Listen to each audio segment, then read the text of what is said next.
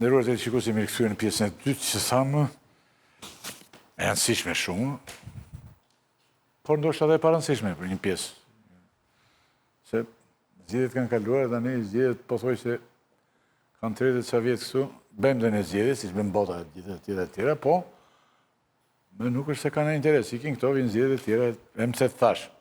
Po megjithatë ne jemi detyruar të flasim sot sepse zyra e OSBE-ut deri ka dërguar raportin final përfundimtar.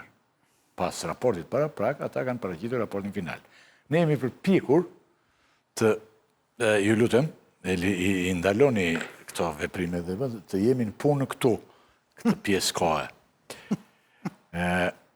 Pra, kemi raportin final të zgjedhjeve 11 majit. Secili thashë më përpara e lexon raportin sipas dëshirës që ka.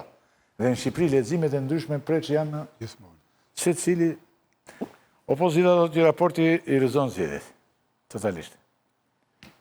Vetëm nuk e thot atë fjalën farse, që thot doktori, po i rrezon totalisht. Sa majoranca nuk merret fare me raportin. S'ka thënë gjë deri tani. Me sa diun sa hyra unë deri këtu dhe nuk e di këtë një orë ca folder. Ka kaluar, po pa hyrë unë këtu, opozita, ishtë në pozitë dhe është në rregull. Për të kuptuar se çka thënë vërtet raporti për zgjedhjet, do të përpiqemi të japim një farë shpjegimi, thashë, por atë që kuptojmë ne. Edhe këtë do ta merrni rezervë, shmendojmë ne, e kupton. Që jemi mbledhur këtu.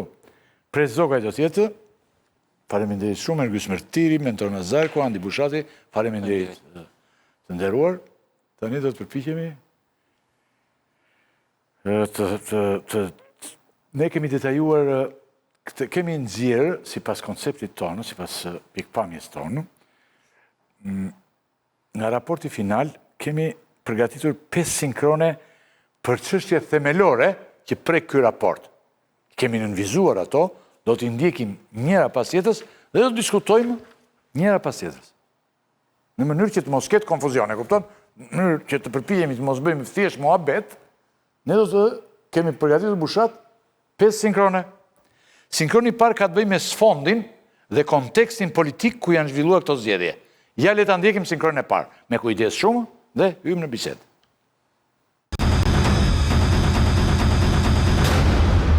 Zgjedhjet parlamentare u zhvilluan në një mjedis politik shumë të polarizuar.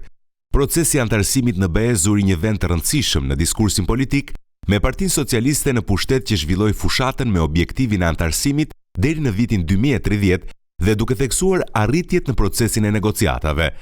Partitë opozitare kritikuan përdorimin e retorikës së integrimit në BE si një mënyrë për të shpërqendruar vëmendjen nga çështjet e brendshme. PS ka fituar 3 zgjedhje parlamentare radhazi që nga viti 2013 dhe e ka konsoliduar më tej pushtetin në zgjedhjet vendore të vitit 2023. Konfliktet e brendshme brenda PD-s qua në një mosmarrëveshje ligjore për përfaqësimin zyrtar të partisë, e cila u zgjidh në qershor 2024. Nga PD u shkëputën disa fraksione dhe gjatë vitit 2024 u krijuan 3 parti të reja. Në tetor 2024, ish presidenti Ilir Meta, udhëheqës i Partisë së Lirisë, u arrestua për akuza korrupsioni. Muajin pasues, masa e arrestit shtëpiak ndaj Sali Berishës në fuqi që nga dhjetori 2023 u hoq, megjithse ai ende pret gjyqin për akuzat e korrupsionit.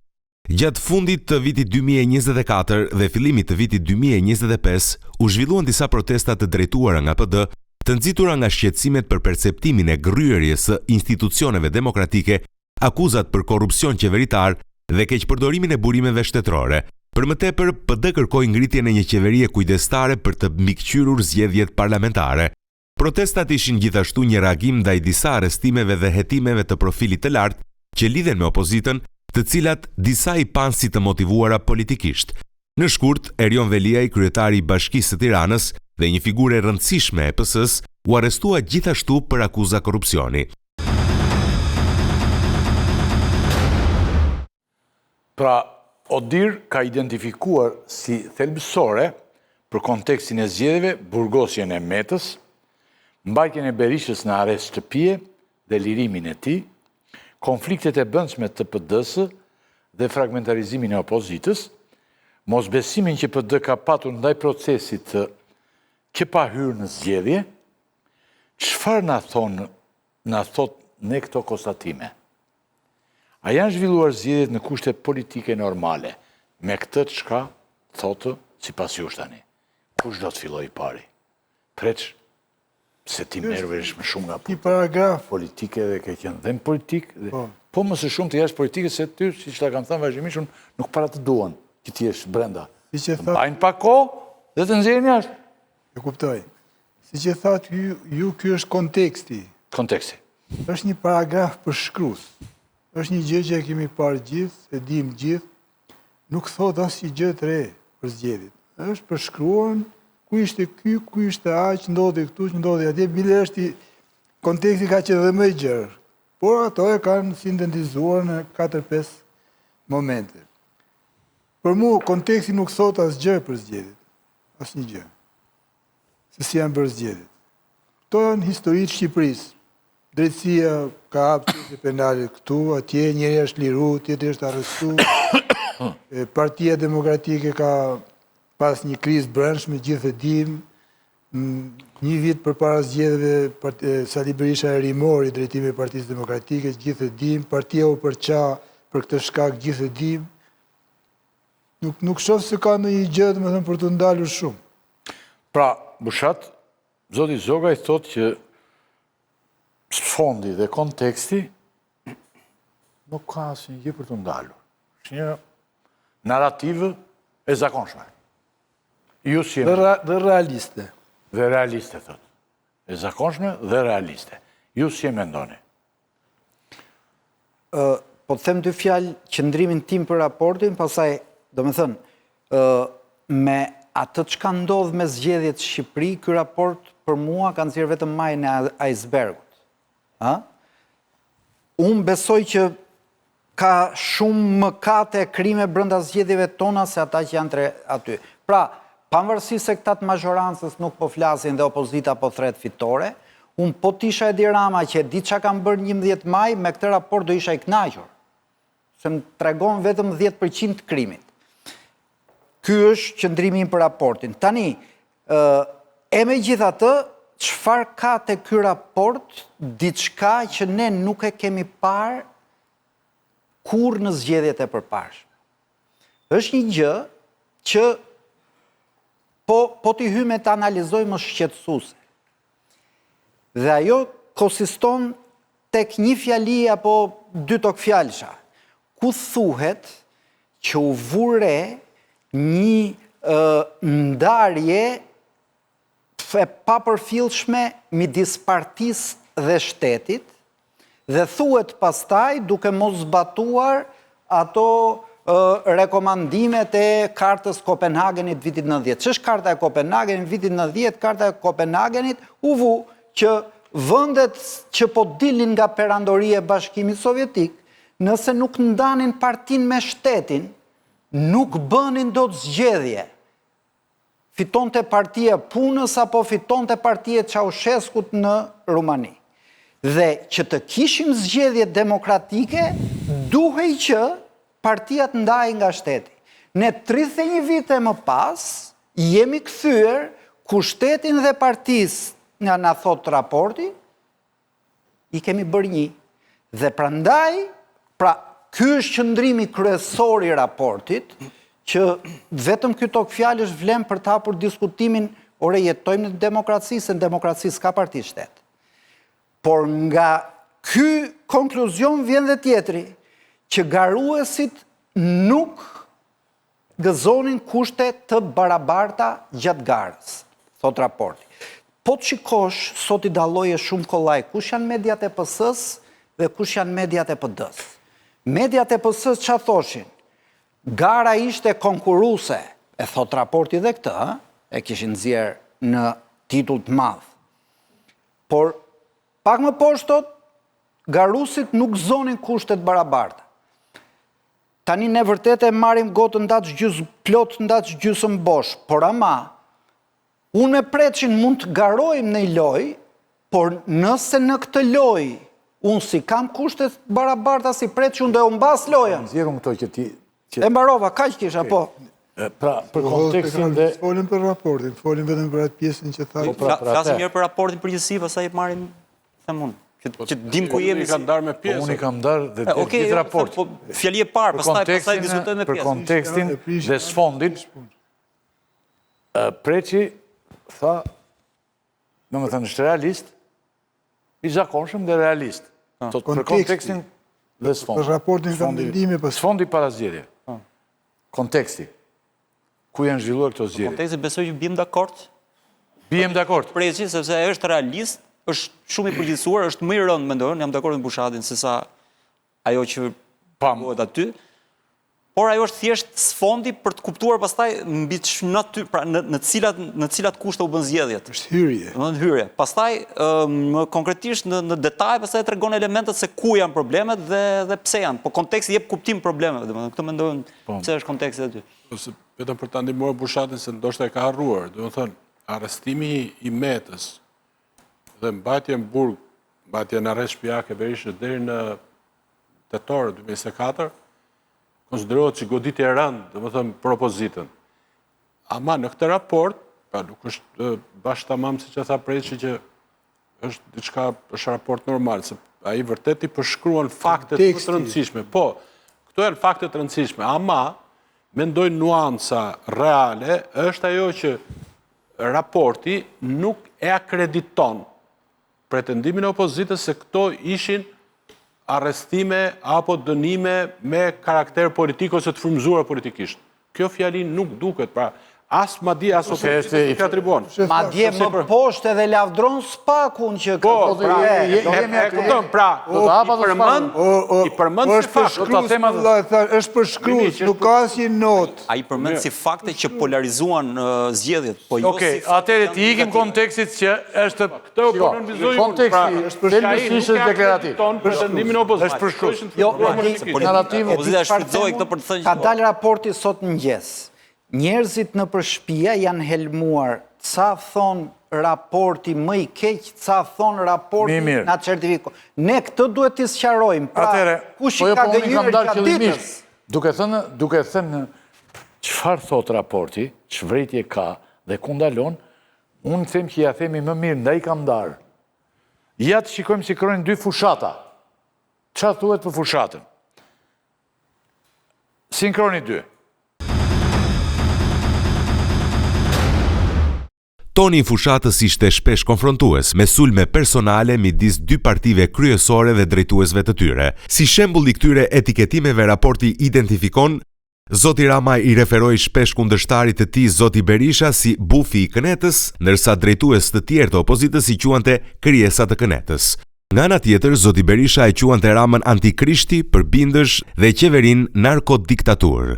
Ndërsa kandidatët zhvillonin lirshëm fushatën dhe votuesit kishin zgjedhje midis alternativave politike, fusha e garës ishte e pabarabartë, pasi partia në pushtet përfitoi nga përdorimi i burimeve administrative dhe ndikimi institucional.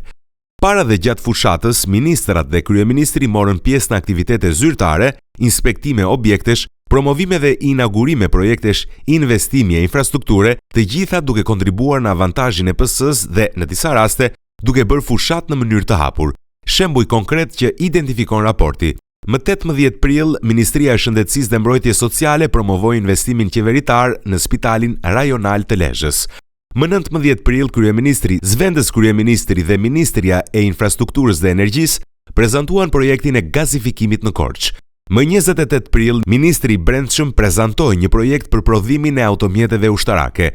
Kryeministri vizitoi Spitalin Bashkiak të rindërtuar të Mirditës më 18 prill, Spitalin Psikiatrik të Vlorës më 27 prill, kantierin e ndërtimit të një shkolle të re në Tiranë më 28 prill, prezantoi ndërtimin e një fabrike të re teknologjike në Shkoz më 28 prill dhe promovoi investime në Gjirokastër në 3 maj. Më 9 maj, kryeministri inauguroi aeroportin ndërkombëtar të Vlorës, duke përdorur si mesazh elektoral në një aktivitet fushate të po asaj dite. Ligji ndalon propozimin apo miratimin e politikave që sjellin përfitime për grupe të caktuara të popullsisë brenda 4 muajve para ditës së zgjedhjeve.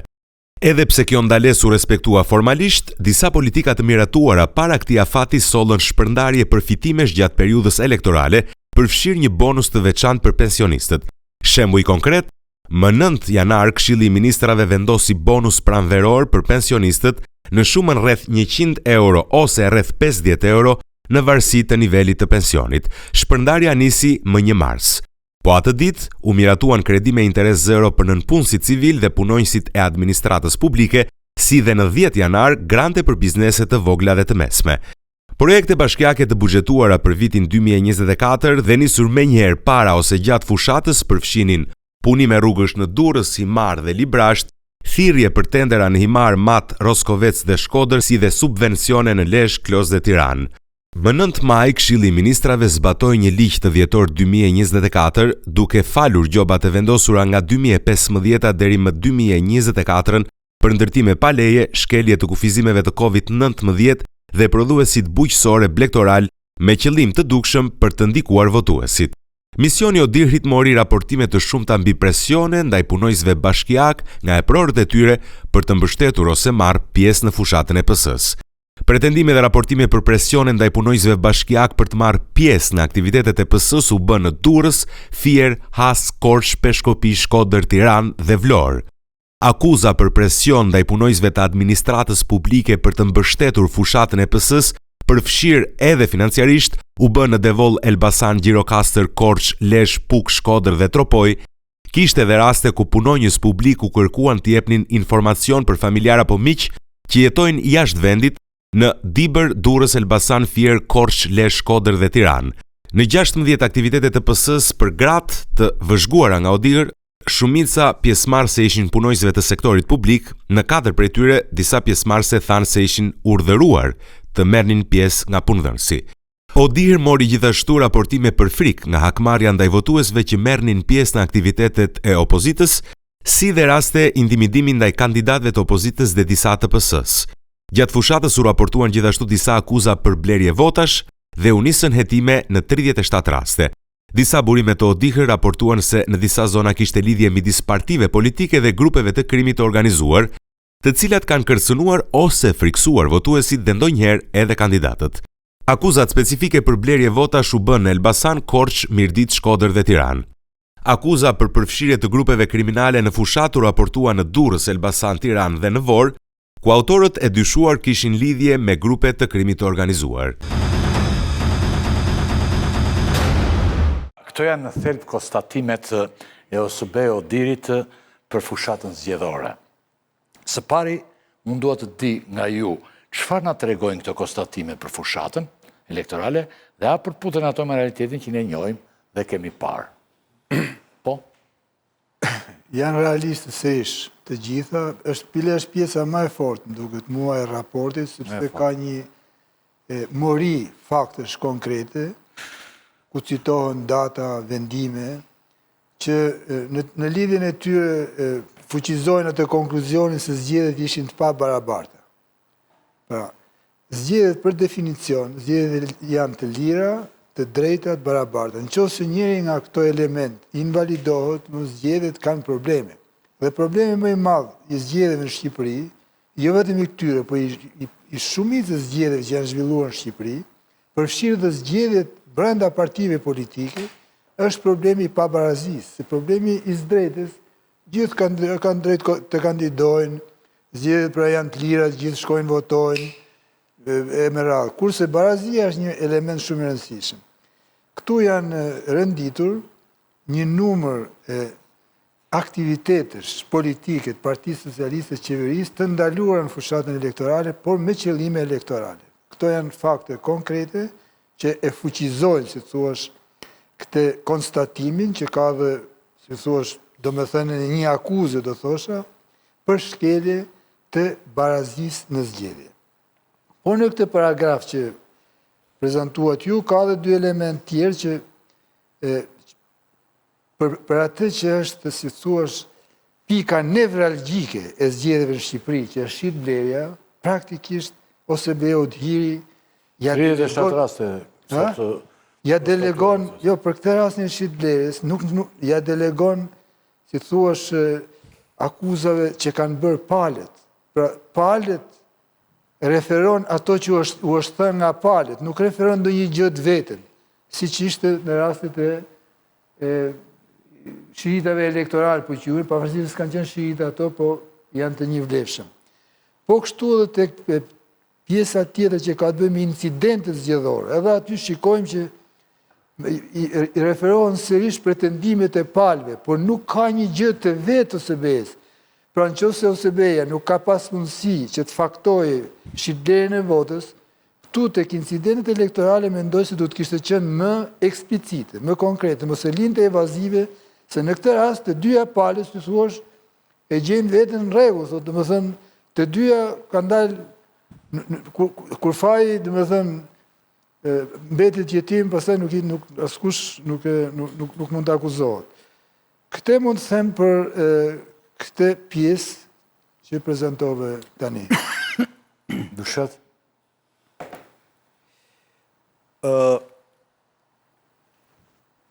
Këtu është një déjà vu atyre që kemi parë.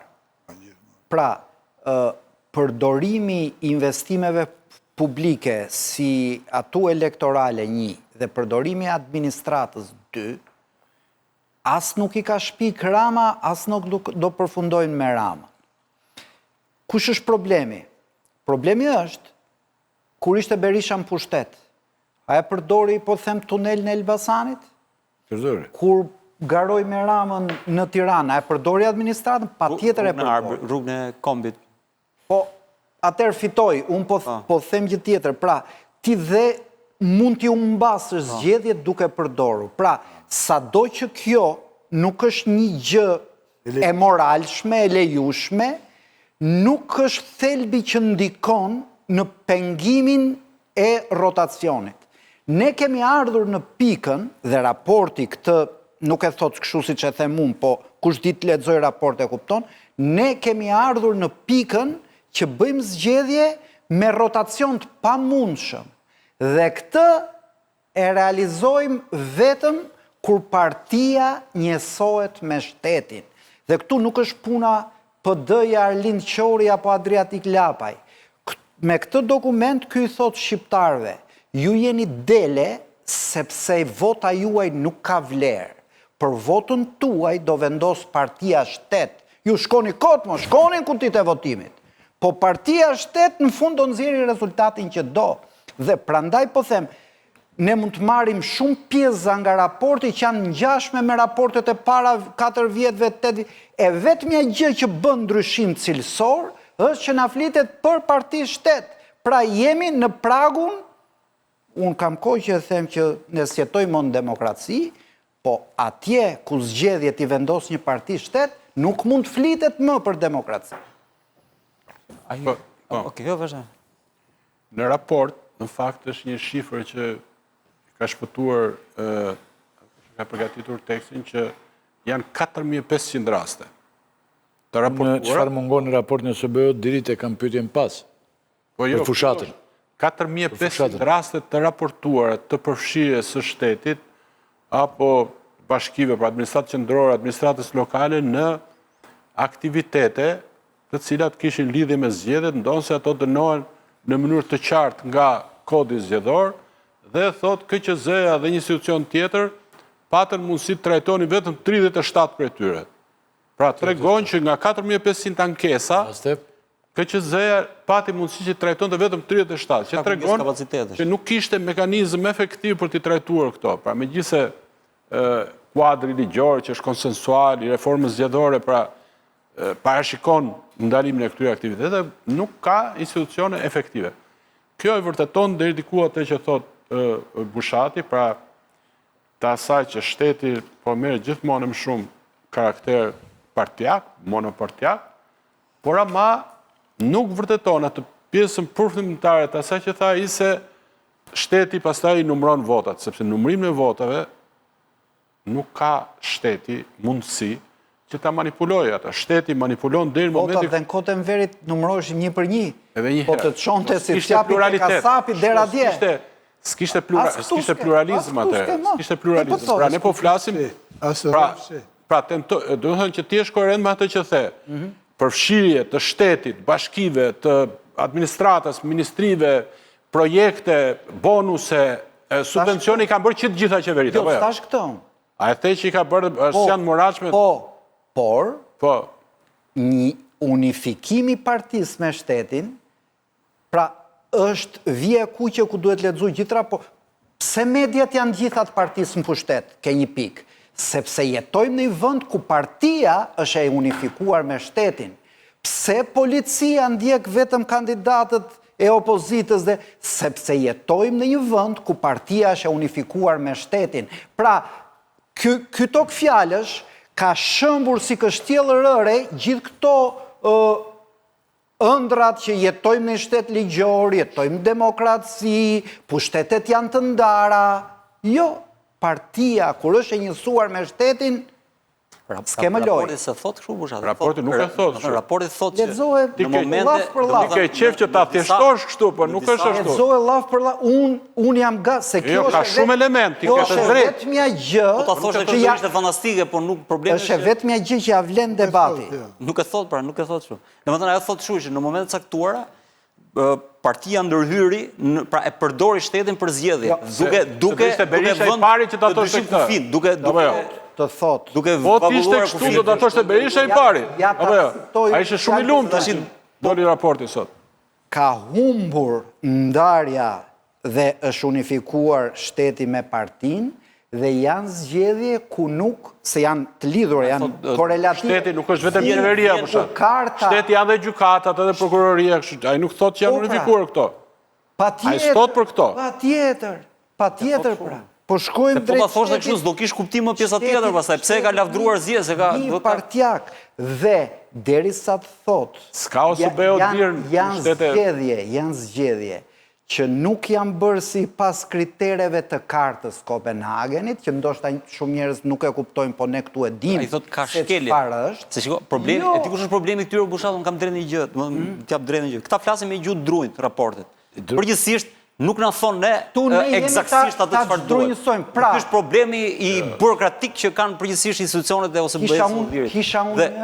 Kisha unë një sepse po të flisni me këtë gjuhë që thua ti do ishte fantastike dhe do kishin në drejtim tim në spital dhe shkova pyeta mjekun dhe më tha 5 minuta dhe unë s'kuptova gjithë çka kishte. Pastaj njëri që kuptonte gjuhën e mjekëve më tha është midis jetës dhe vdekjes. Dhe ky përdor gjuhën e mjekut, por ne mund ta kemi shumë të kollajshme për thënë është gati duke vdekur. Di çfarë mund të them për shkak për këtë pyetje që përdor të gjuhën e drujt me të hapur. Atë gjuhën e tyre kanë pres. Atë ke në çdo raport. Jo, unë më them këtë që për mua këto që rreshton ai pres, që ti thua që është pjesa më e fortë e raportit. Orgus, të ndalojmë pak këtu. Ai thotë më konkrete janë denoncime. Po, këto janë pjesa më e argumentuar, më e faktuar e raportit. Po e faktuar, tjerat janë evazive. Unë them te konkluzioni. Ai thotë u zhvilluan zgjedhje ku u shkelen kriteret e kartës Kopenhagen. Ne që jemi njerëz që dim se ç'është, këtë duhet t'ja përkthejmë. U shkelen, po ai nuk thot nazim që këto zgjedhje nuk janë fare konform kriteret e kartës Kopenhagen. Pra ka probleme thot ai, por në fund fare i njeh zgjedhjet. Ky është problemi. Se po ti të shuzi duhet ai s'duhet i njohë zgjedhjet. A kupton? Është nonsens kjo pastaj. Prit pra jo, nuk është nonsens, sepse në zgjedhjet e më përparshme i ka thënë ka përdorim të administratës, ka denoncime për shitje blerje votës, ka përdorim të fushatave në fushat elektorale të gjërave investimeve publike. Gjitha këto janë. Të rejat janë këto dhe këto të reja kanë lidhje me mjedisin ku zhvillohen zgjedhje në diktatur apo zhvillohen zgjedhje në demokraci. Bushat, shiko kush është problemi tjetër. Është shumë e rëndë, po ne mund t'i relativizojmë, po... Nëse raporti do thoshte këtë në mënyrë eksplicite, nuk do kish kuptim pastaj që jep 6-7 duhet sa ishin rekomandimet, ku thot bëni administratë pavarur zgjedhore, bëni pra rekomandimet krejtësisht natyrës teknike. Nëse është kështu, problemi nuk është më teknik, është politik. Dhe raporti nuk na ofron ne rekomandime teknike për një problem politik. Pret raport që thot merrni armët të rregulloni sa. Nëse thot ke shkelur kriteret e kartës Kopenhagenit dhe shteti është unifikuar me partinë. Po ai thot. Atëre ai ka thënë ka pa armët, nuk ka thënë më që shikon ta zgjedhim. Ai thot. Problemi është që fut dy elemente të reja dhe që na tregojnë ne që kemi degradim dhe në raport me zgjedhjet e para 4 vjetëve që ka. Unë themi gjë tjetër, më shumë se sa këto. Pra problemi që shteti ka inauguruar, ka presh rrita, ka inauguruar tunele, apo ku diun ka dhënë licenca, apo ka falur gjoba, etj. Gjitha këto janë shkelje, janë të rënda, janë shkelje ligjore. Po unë nuk e shoh këto probleme të madh të zgjedhjeve. cilat raporti nuk i thot. Pra raporti i dokumenton shumë mirë këto, por nga ana tjetër problemi më të madh zgjedhjet që është blerja e votës dhe përdorimi i krimit të organizuar për të blerë vota dhe për të devijuar apo për të intimiduar votues, raporti këtu merret shumë pak. E le shumë e Dhe pra, nëse i qëndrojmë kësaj gjuhe, atëherë raporti do fokusohesh fort te kjo, domethënë. Raporti është si gjykata. Ne mund t'i lejojmë vetes, edhe për diçka që kemi parë që në gjykati se dënon do tjetrin, t'ja thuash, ai pa provën, ai nuk të shkruan gjë. Po. Prova e ti është që këtu zhvillohen zgjedhje që shteti është i unifikuar me partinë. Di pse them, shiko. Dhe ata i e shef. Ka një gjë, Bushat, nuk mund të jetë, domethënë, nëse shteti është unifikuar me partinë, kjo nuk tregohet tek fakti që shteti fali ca gjoba. Pra nuk e bën kjo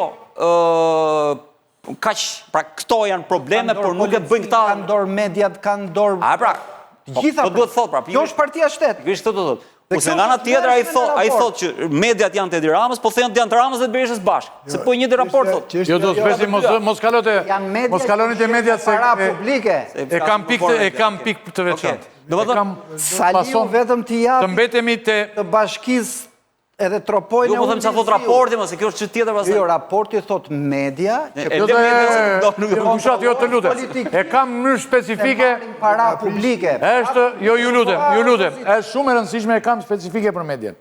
Kam sinkronin shumë të qartë, por të përfundojmë këtu, të lutem. Atëherë çfarë mungon në raportin e SBO dir Unë them mungon kjo pra për fushatën. Për fushatën që nuk pasqyron në mënyrë më të gjerë dhe të jap theksin dhe peshën e dur lidhjeve të politikës me krimin organizuar dhe impaktit që ka blerja e votës në devijimin e përfundimit. Po kjo krimit të organizuar në fushat, mos do shta duhej më fort apo jo? Sigurisht që duhet të ishte më fort, sepse ajo çfarë tregon? Raporti, çfarë është përmbledhje e atyre që janë vëzhgime të atij numrit të vëzhguesve që vinë nga shumë vende të botës, një numër janë profesionistë, pra që janë punësuar në atë qendrën e Odirit, dhe përmbledh ato raporte, ato pretendime të palëve që kanë karakter serioz.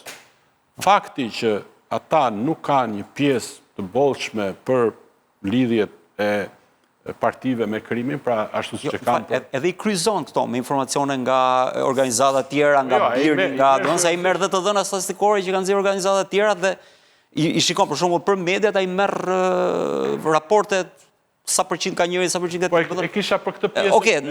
Ju referova kësaj pjesës, pra nuk ka akredituar ato që kanë qenë pretendimet kryesore të opozitës për bashkëpunim të krimit të organizuar me Partinë Socialiste apo me shtetin në vjedhjen e votave.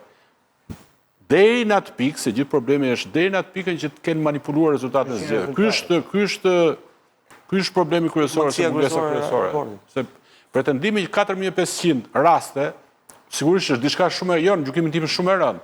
Ajo e vërteton atë pretendimin tënd, megjithëse ti nuk mund ta gjesh këtu në këtë raport atë që prokuroria dhe gjykatat janë shërbim PS-s. Ai shteti. Shteti është ekzekutivi, gjyqësori. Pra, në këtë kuptim... Ekzekutivi është vetë partia, në këtë kuptim, pjesë ku do... Kjo është një pjesë që mungon. Megjithëse Berisha... Ministri me radhë... Ku do në tërbotën marrin pjesë. Po tallushëm në fushat. Një gjë për mua... Po pse nuk ka marrë pjesë ka një shpjegim. Ajo shkon zgjedhje. Për mua ka dhe i problem tjetër që këtë pjesë që thot raport, që raporti ka kushtuar më shumë vëmendjen tek përfshirja e administratës në inaugurim. Problemi është që opozita merret me këtë dhe ky është problemi i madh. Shiko, themi që ta vëm duke. Domethënë, askush nuk thot aty se do ishte më arrit thuaj që qeveria del në zgjedhje në fushat, qeveria pra në del në fushat, se është partia në pushtet, kudo. Bile bëjnë edhe më shumë. Jo, ai thot përdorimi i administratës. Aty e keq. Dhe burimeve ata kanë shkel ligjin e tyre, se është bërë një ligj dikur nuk lejohej kjo që bëhesh shiritat elektoral ka qenë lejushëm dikur. Meqense është ngrit problemi që ato kanë ndikim tek zgjedhjet e tjera, vendos që 4 muaj përpara zgjedhjeve mos ketë nga këto inaugurime, vizite e tjera. Këtu eksponentët e Partisë Socialiste, qeverisë kanë shkel ligjin e tyre, është shkelje ligj. Patjetër. Kjo është konkrete. Patjetër. Pjesa e shtetit pastaj Thot mentori, naftoj për këtë qa shteti mungon natyror në është raport. Qa mungon, po. Janë gjykatat, janë prokuroria. Dakor, po si nivel impakti. Në fushat, jo të tjerat, se kemi problemin e spakut dhe këto, i kemi në pas, dhe median. Çfarë mungon në fushat? Për mua, çfarë vura re unë, një gjë që besoj ka pas fakte mjaftueshëm, edhe nga ana teknike për ta vërtetuar, që ishte dështimi spektakolar i votës diasporës, sidomos në Greqi. A je lavdron aty? Po pra. Dhe tani unë thash, ore, dolën kaq shumë fakte, si mund t'jenë këta, dhe më shkoj pyetja, thash ta hedh në pyetje këtu diskutim. Tani mendoni ju, sa zyrtar me teritale, me ca çanta lëkure të vjetra pak atje që mblidhe në OSBE o DIR, mund të hedhin poshtë një multinacionale si DL-ja, se ti thuash DL-s, ka qenë pjesë e manipulimit në zgjedhje, e shkatron në qoftë nuk diash më bursë. Pra, munden këta ditëzi të vegjël burokrat si mi në institucionet europiane të godasin DL-n që faktet janë si shkonte, nuk shkonte letra ke i zoti. E odhe këtë pyetje, shiko, ne duhet të nënvizojmë një kontekst. Që ky raport vjen, pra ky raport i frumtar vjen pas atij paraprakut.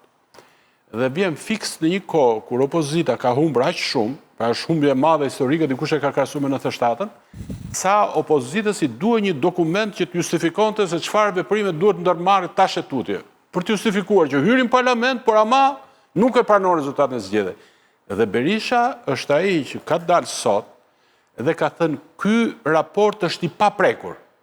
Pra nuk është ashtu si që pretendonte se kishte përfaqësues qeverisë që doni ta manipuloni, ta deformoni përmbajtjen e raportit, po është i raporti drejt dhe që i hedh poshtë zgjedhjet. Pra në këtë kuptim, nëse Berisha që është pala drejt për drejt më interesuar që ky raport kishte kritikat më të mëdha, thotë që ky raport i hedh poshtë zgjedhjet, atëherë në këtë kuptim del që qëndrimi yt është më kritik dhe se i Berishës. Se Berisha do t'i thot vetëve fituam, ja u vërtetova që ja odha poshtë zgjedhjet tyre. Nuk i hedh poshtë raporti siç thot Berisha. Është shumë i rënd, por nuk është me tonet që jep Saliu.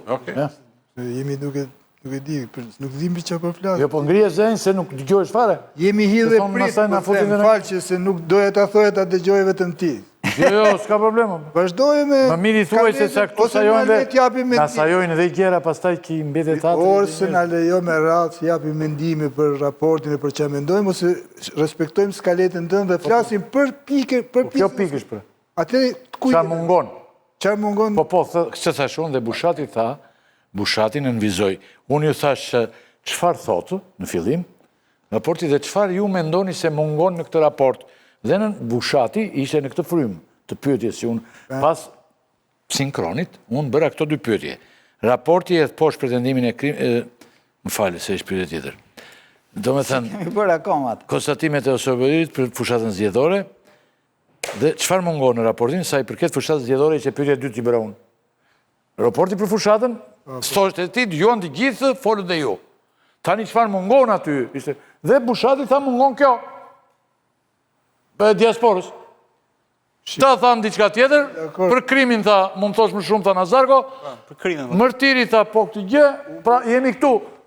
Pre që jemi të qartë me një tjetin, se pastaj qartësojme dhe në njëri nga popullata. Se ndryshe, pos që jemi një të qartë, popullata nuk gjën fare. Tani, nëse ka një aspekt që raporti, të nderuar kolegë, e nëzim totalisht, është media. Media. Ja letë ndjekim konstatimet.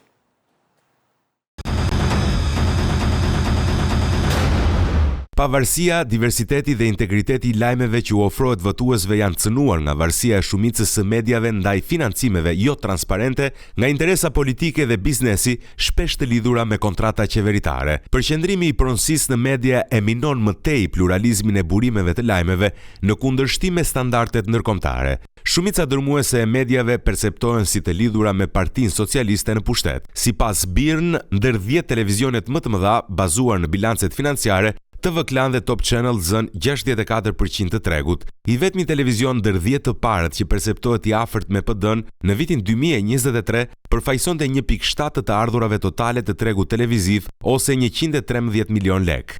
Të ardhurat e deklaruara ran me 22% krahasuar me vitin 2022. Radio-televizioni publik shqiptar nuk konsiderohet se gëzon audiencë të gjerë dhe procedura dypartiake e emërimeve në drejtimin e RTS-s dhe të Autoritetit të Mediave Audiovizive, AMA, nuk garanton pavarësi faktike të këtyre institucioneve. Ndërhyrjet e shpeshta të pronarëve të mediave në autonominë editoriale, së bashku me vetcensurën e gazetarëve, ndikojnë negativisht në informacionin që u ofrohet qytetarëve. Për më tepër, gazetarët përballen me sulme të përsëritura verbale dhe her pas here fizike nga zyrtar publik. Gjithashtu gazetarët raportojnë për një akses gjithnjëhe më të kufizuar ndaj përfaqësuesve të qeverisë, përfshirë kryeministrin me numër gjithnjë në rënje të konferencave për shtyp, si dhe raste kur gazetarët janë penguar të marrin pjesë në aktivitete publike në kundërshtim me standardet ndërkombëtare. Raportimi editorial shpesh zvendësohet nga materiale të përgatitura nga institucionet qeveritare, duke dëmtuar integritetin editorial. Agjencia e Medias dhe Informacionit që ndodhet në varësinë e zyrës së kryeministrit qendrëzon dhe filtron informacionin që publikohet mbi qeverinë dhe institucionet publike. Më 6 mars, Këshilli i Ministrave vendosi ndalimin e përkohshëm të aksesit në TikTok, një kufizim i gjerë që nuk përputhet me standardet ndërkombëtare. Sipas disa burimeve të Odihrit, kjo ndalesë pengoi më tej mundësinë e partive, përfshirë ato jashtë parlamentare, për të bërë fushat në kushte të barabarta. Sipas shumicës së interlokutorëve të Odihrit, përmbajtjet e fushatës elektorale të transmetuara në lajmet televizive ishin të përgatitura nga vetë partitë politike e jo nga gazetarët. Televizionet e monitoruara nuk i shënuan këto pamje si materiale të partive, siç kërkon kodi zgjedhor, dhe KQZ nuk mori masa për të ndaluar këtë praktikë. Për më tepër, disa burime raportuan se disa intervista me kandidat të transmetuara në programe aktualiteti ishin të paguara, gjë që përbën shkelje të ligjit. Pamjet e prodhuara nga partitë dhe intervistat e paguara janë në praktik reklama politike dhe dëmtojnë kandidatët me më pak burime financiare. Raporti vren se AMA i dërgonte çdo ditë dhe çdo javë KQZ-s raporte monitorimi, siç kërkohet me ligj, por monitorimi nuk vlerësonte tonin e raportimit. Monitorimi i Odirit zbuloi se 2 partitë më të mëdha dominuan zbulimin mediatik. Në RTS, A2 CNN, Top Channel dhe TV Klan, Partia Socialiste mori përkatësisht 45, 46, 48 dhe 57% të kohës në lajme, ndërsa PD dhe koalicioni mori 41, 48, 45 dhe 43%. Mesatarisht, 83% e këtij raportimi ishte në një ton neutral ose pozitiv. Asnjë subjekt tjetër nuk mori më shumë se 5% të mbulimit në ndonjë nga televizionet e monitoruara. Në fund, mjedisi i kufizuar mediatik dhe mungesa e zbatimit në mirëbesim të kërkesave ligjore i privuan votuesit nga informacioni i pavarur, i larmishëm dhe i besueshëm mbi garën elektorale. Pra, ky ishte sinkroni për media. Tani ti ke një vërejtje për këtë punë, por ne po bëm muhabet kanë gjitha televizionet sot për këtë. Jo, normal, jo, në rregull Me nder, kot. Ne veçuam njeri pas tjetrit problematikat që ka Odiri. Dhe secili të sot vjen që ka. Çfarë na tregon, çfarë na tha tani ose be Odiri për media tona? Ja folti i pari. Për media, si e kanë pasur fushatën dhe si kanë ndikuar në këto zgjedhje. Vjen ose be Odiri një muaj këtu dhe thot që media është për media kjo tregon atë që ne kemi thënë dhe që nuk do ta pranoj as qeveria as kush, domethënë që këtu media është pjesë e një sistemi të kapur dhe i shërben këtij sistemi. Dhe pra është sistem klientelist nëpërmjet si? Thot tjetër që po këtë thotë që nëpërmjet parave, nëpërmjet interesave, nëpërmjet janë lidhur me Partinë Socialiste se jep para publik. Por nga ana tjetër thotë që të dyja palët janë të mbi prezantuara në kronika televizive dhe kanë lënë jashtë paraqitjes partitë e tjera. Pra që të dyja palët, pra në mediat e Ramës, po thotë raporti, shfaqet Berisha më shumë se të gjithë tjerët, që do thotë Berisha është pjesë e këtij sistemi dhe ky sistem është i kapur dhe ky sistem nuk ka, pra aktorët që luajnë këtu nuk kanë armik njëri tjetrin, por kanë armik të rinjt dhe i pengojnë ata që dalin dhe të shfaqet nëpër media. Madje thotë në një vend aty që edhe natyra pra nuk i ka hyrë hollësisht natyrës së transmetimit, por në mënyrë sasiore të paktën del opozita flas Partia Demokratike më e paraqitur se sa partitë e tjera. Po ditë se opozitës ajo. Partia Demokratike ka të keq, ja bën të keqen, jo. Kjo del nga këtu. Në rolin e opozitës ajo s'ka fuqi ta blen median. Hajde të themi çfarë duash për këtë opozitë. Ajo nuk e blen median. Çfarë të duash ka kusure, por në këtë rast jo, Ylli, ajo që thotë që unë lexoj nga raporti thotë kështu që media të kapura nga qeveria janë të lidhur me interesa me qeverinë. Por nga ana tjetër prap raporti thotë që media gjatë fushate paraqiti. Si kjo media, ja t'ju themi provë. E kam denoncuar këtu të emisioni Zoti Tylli se më bëri shumë përshtypje atë një kronik Top Channelit.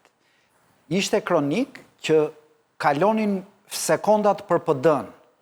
Dhe kronika ishte i llogaritë i kohë elektorale PD-s. Dhe thoshte, por as Sali Berisha as njerëzit e tij nuk kanë dhënë asnjëherë shpjegime se si u bë kjo kontratë lobimi në Amerikë. Pra brenda kohës PD-s, sa katonte PD-n. Tani kjo me sekonda, po prandaj nuk është çështje kohe sasiore. Kjo është një aspekt, por nga ana tjetër, kulmja, pra thelbi asaj që paraqiti paragrafit që paraqiti redaksia këtu ishte media me pronar që kanë interesa biznesi dhe politike dhe që marrin para publike nga partia. Këtë thash në këtë pjesë.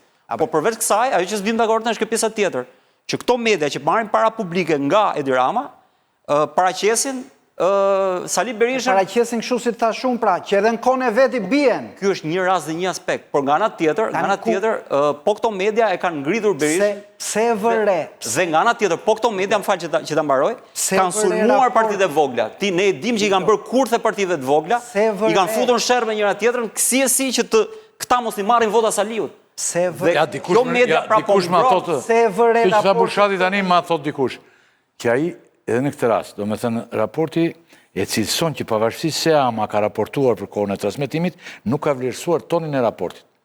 Sa e DPD-ja aty, thotë Burshati, sa e DPD-ja, dhe e quhet kohë e PD-s. Që t'jemi të qartë, se vë raporti që e thekson shumë rolin e media. Ne në këtë vend kemi jetuar dhe njohim historinë. Kur ka pasur rotacione politike në Shqipëri, ka pasur në vitin 2005 me Fatos Nanon, kur një nga 2 televizionet e mëdha kombëtare, 3 ishin atë kohë, TV Klani u vu kundër qeverisë Nano. Kur kishim rotacionin e dytë, në 2013, kur 2 nga 3 televizionet kombëtare, Vision Plusi dhe Top Channel ishin kundër kryeministrit Berisha. Në qoftë se jemi në gjendjen si që thuhet sot, që gjithë mediat janë investitor strategjik, mediat kryesore, Klani me topin, kësaj qeverisë, intellallën e qeverisë, harroj që do kesh rotacion politik. Dhe prandaj e quan një element kaq të rëndësishëm dhe i vë aq shumë vend medias. Tani, ja të marrë një moment fare të voglun jashtë kësaj, jashtë fushatës, se është çuditur o diri tani.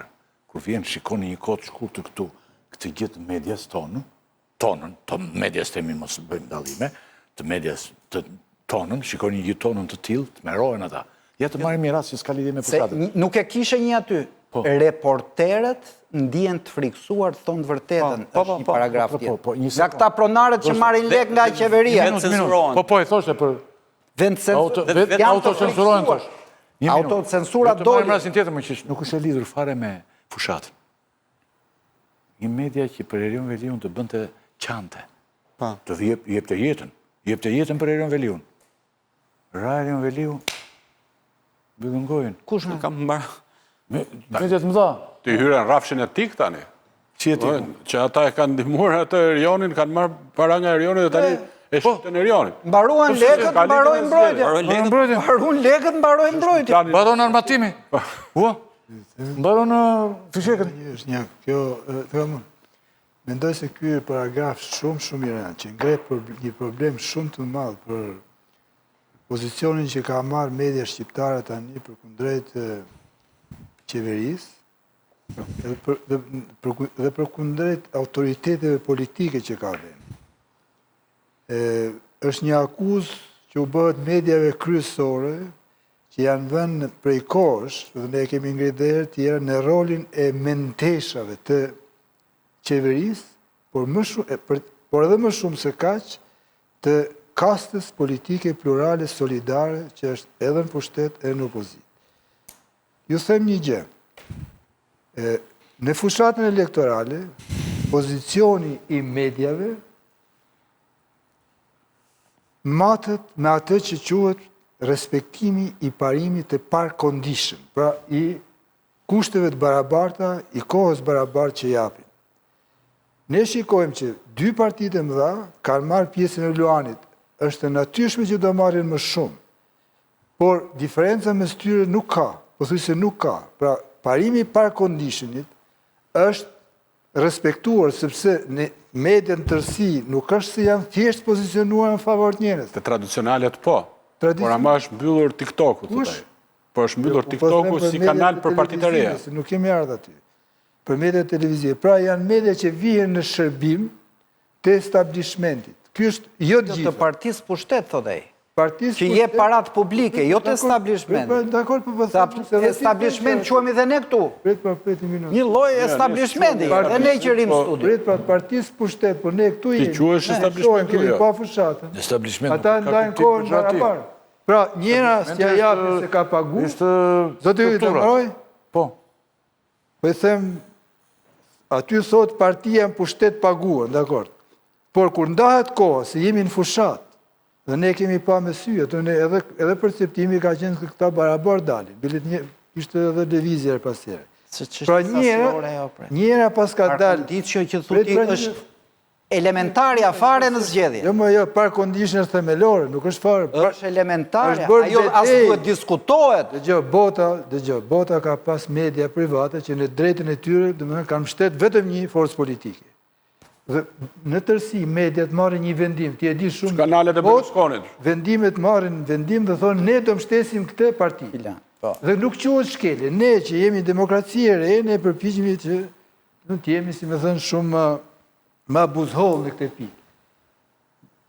Tek par condition, që është par condition kanë lindur si produkti një betejë të madhe që është bërë për barazim e paraqitjes zgjedhjes. Nuk ka ardhur nga qielli. Dhe ne jemi... është kusht elementar. Pra, ne të apohojmë të gjë. Ti pastaj interpretoj. E pohojmë që ka par condition për sa i përket paraqitjes së minutazhit në fushat? Jo. Nuk e pranoj. Po e thonë ata. Ti tani ato që thonë ata s'paku pranoj. Berishë si pëlqeu shumë raporti. Tani, jo, po them këtë gjë që me logjikën e fushatit i bie që dakord, ajo që paguan është qeveria, jam dakord me ty. Atëherë qeveria ka, domethënë, mediat kanë paraqitur barabar atë që ka paguar dhe atë që s'ka paguar. Mua kjo s'më intereson në këtë rast. Në rasti i zgjedhjem më intereson par condition. Problemi se me kë janë mediat është problem madhor në vete. Ajo është çështje e madhe si thua, e komportimit medjave si zgjatime të pushtetit. Kjo është e vjetër. E kam shumë për zëmër, po na la kohë ylli, mund ta debatojmë këtë gjë.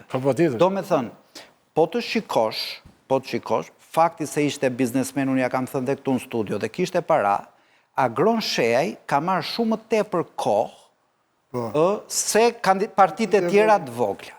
Dhe ka intervista për jetën, ka dalë me gruan, me fëmijët, ka folur si e mendon ai Shqipërinë e nesërme. Dhe në kohë, pra për par condicio, ai del i favorizuar. Por Agron Sheaj gjatë gjithë fushatës, asnjë nga këto mediat që paguhet me parat publike, kur denonconte ministren e shëndetësisë, nuk ja jepte asnjëri. Me minuta është në rregull ai, po me kontent nuk është në rregull. Kur i binte Belinda Ballukut, s'ja jepte asnjëri. Pra, ky është thelb. Prandaj ky thot, janë media të mëdha, që i shërbejnë PS-s, se PS-ja i paguan. Dhe ne nuk mund të fshihemi mbas kohës barabartë, se edhe kohën varet si e trajton. Ka një dallim bushat. Ja i sekond se e ka debatin me mua. Natyrisht që po e pohojmë dhe një herë se disa mediat mëdha janë pozicionuar kështu. Ka kohë. Të gjitha. Ka dhe media që nuk janë pozicionuar. Por mediat e mëdha që janë përmendur... Televizionet e mëdha, kombëtare, Televizionet e mëdha që janë përmendur aty. Dhe ky është një problem madhor, domethënë, për pavarësinë e medjave, për pushtetin e 4, është pushtet i 4 media apo no? Nuk është. Është i Edhe unë vdekur. mendoj nuk është. Pra është një pushtet që i është nënvendosur pushtetit politik, qeverisë. Qeverisë, jo pushtetit politik, qeverisë. Qeverisë, po ka dhe Partia Demokratike media. Tani, Ka. po ja, prit, Por është e drejta vetë. vetëm dhe intervjuet, sepse edhe kjo ka qenë pjesë e debat. Po mirë, ka Rama Jo. Media, po ka dhe syri televizion e Zenit. Çfarë thot raporti? Televizioni thot i PD-s ka vetëm 1/7% të tregut të reklamave. E shikon se thonë të ema, pa edhe PD-ja ka televizion e vetë, ja ku ke syrin. Ja li qurin sa li. li. Vim të këfushate, ky është raport për Pa zgjedhje. dim se ku jetojmë. Vim të këfushate, të mbarojmë. Ma i thotë për paratë e deklaruara, Bushat. Sepse po hapim Ta respektosh inteligencën Pra, të, bim se dakord. vërtet beson që syri përdori 1.7% të parave totale që përdoren tregun e... Më pak, po të fusësh tregu dhe televiziv. tunelin e Llogaras, po të fusësh dhe hotelet e rrugët që merr Sandri, del shumë më pak. Tani, Tunelin e Llogaras të topit. Shiko sa interesante është, jo, një sekund për ta futur si ide. Luçi Dervishi thot një gjë shumë interesante. Të vërtet, jo interesante. Problemi nuk janë përqindjet, thot, sa ky dhe sa ky. Sepse minutazhi është absurd. Raportimi i par condition nuk është bërë nga media, por nga vetë partitë. Nga vetë partitë. Pra media nuk ka raportuar. Nuk ka raportuar media. Këtu ka raportuar partitë, ose kanë bërë kasetat dhe këto, dhe mbaron filmi. Shumë e saktë, sot Fiu ka thënë. Që do të thotë Por ne tash ata kanë koha tregon atë. Jemi duke analizuar, si më thënë, raportin. Dhe ky është një absurditet tjetër që raportojnë partit, për kjo i poshtron mediat, akoma më shumë. Media këtu bie, nuk është me, nuk ekziston. Mediat vetë kanë pranuar atë. Por, do thëmë... Po dhe ai ta mbyll derën, edhe media, në këtë pikë media është në hallor. Sa e përket par condition. Të mbyll derën. Qofse media nuk do pranojnë, ai se bën. Akuzat në këto media që kanë zgjedhur. Ke parë vendimet e politikës, s'ka fushat fare. Po dhe thot nuk do dalim asne. Me që nuk nxjerrë drama asnjëri, nuk do dalin asnjëri tanto. Do dëmtojnë. A kupton çfarë mendjave?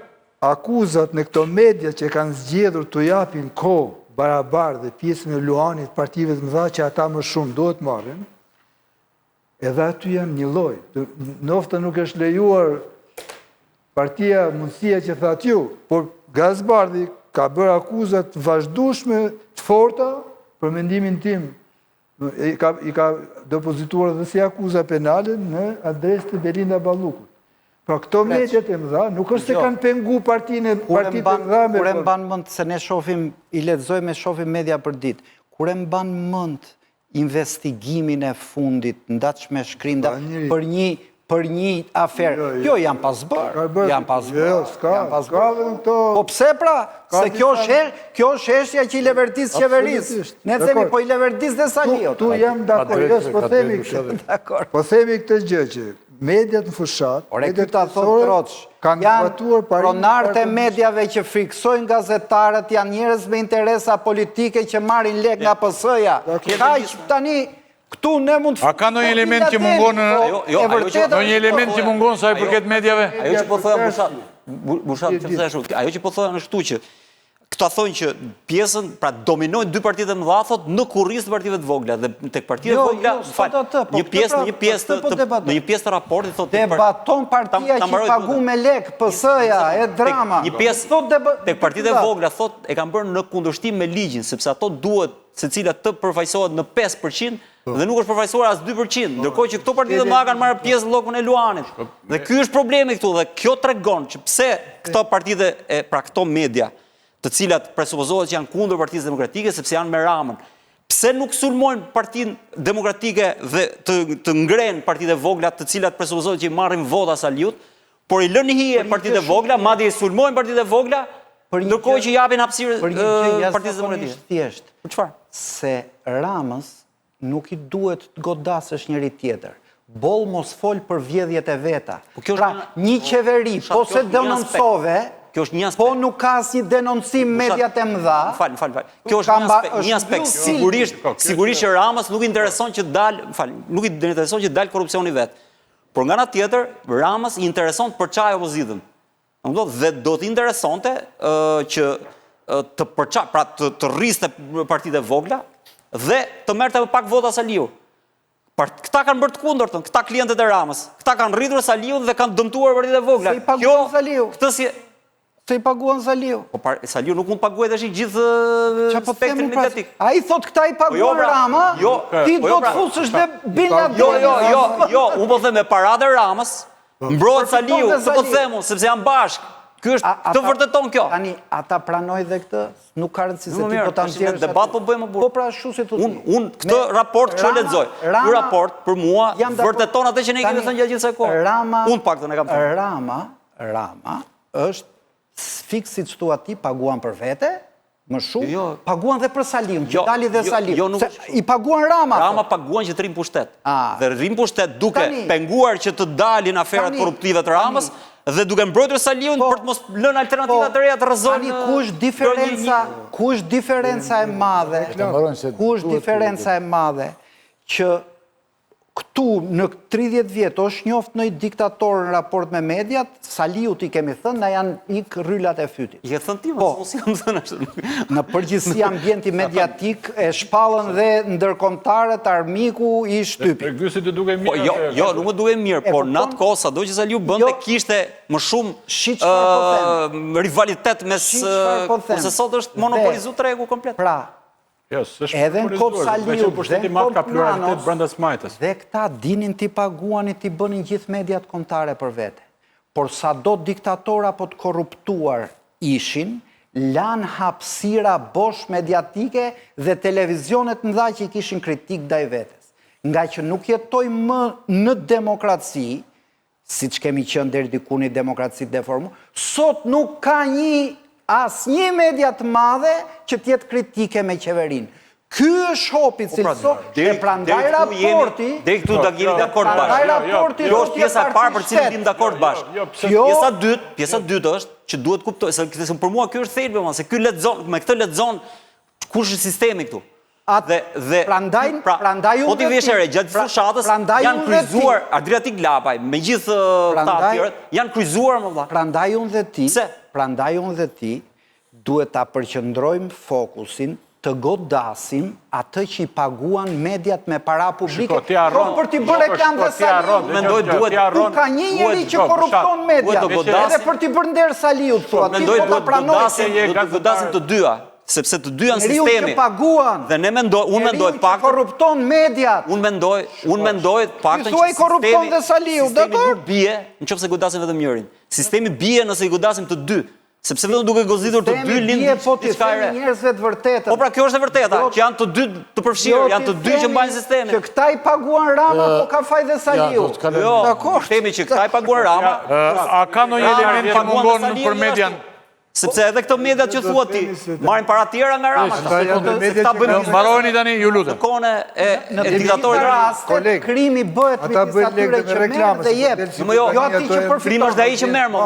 Po pra, ai që jep është krim. Merr topi me klanin i paguan Rama. Po edhe ky tjetër që merr nga Rama, sepse kjo opozitë po merr nga Rama. Po edhe në media po s'ka lidhje me këtë. Edhe në media më. Shiko, ne harrojmë gjë, ne jemi gazetarë të vjetër dhe ne dim ka dallim cilësor të financimi i mediave në kohën e Berishës dhe në kohën e Ramës. Berisha jepte edhe para drejt për drejt, jo në formën e fushatave. Gjoja me ushtrisë, Ministrisë Kulturës, ka dhëndur planin me lekë. Nëse kjo qeveri jep nëpërmjet prokurimeve publike apo jo. Dhe pronarët e mediave janë kryesisht ndërtues apo ndërtues rrugësh ose investitor strategjik. Por ti harron një gjë që për shkak se ky është pushtet i cili kontrollohet në masë të madhe, në shumicë të madhe nga një parti, edhe brenda kësaj partie ka pluralitet interesash. Këtu ka ministra që godasin ministrat e tjerë. Dhe ata financojnë emisione investigative dhe kjo e krijon një lloj pluraliteti, po themi, në pasqyrim. Ikim tani nga vetvetja, nga media, dhe mbrim në një pikë tjetër që është shumë interesante dhe mendoj unë e diskutueshme. Sinkroni 4 për prokurorin dhe Spakun.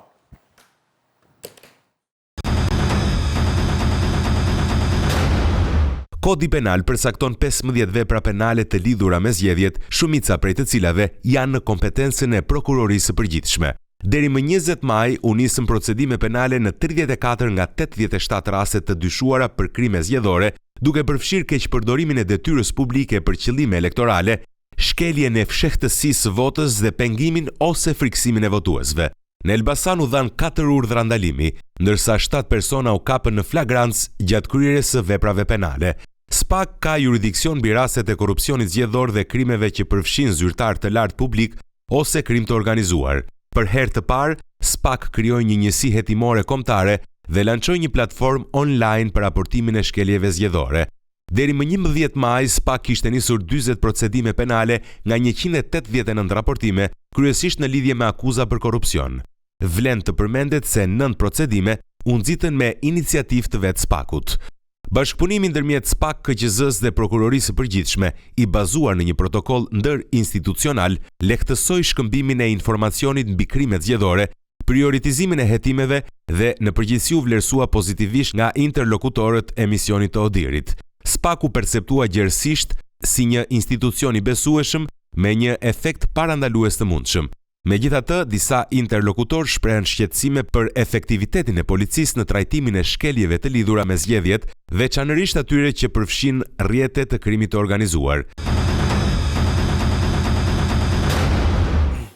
Pra, ndryshe nga shumë aspekte të tjera, task force-ën e SPAK, raporti e përshkruan deri diku me tone pozitive.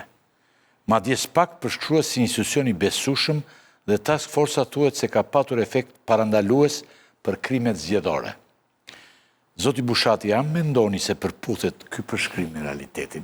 E bëra pyetjen për ju, nga që ju jeni thellësisht kritik për sidomos për SPAK-un.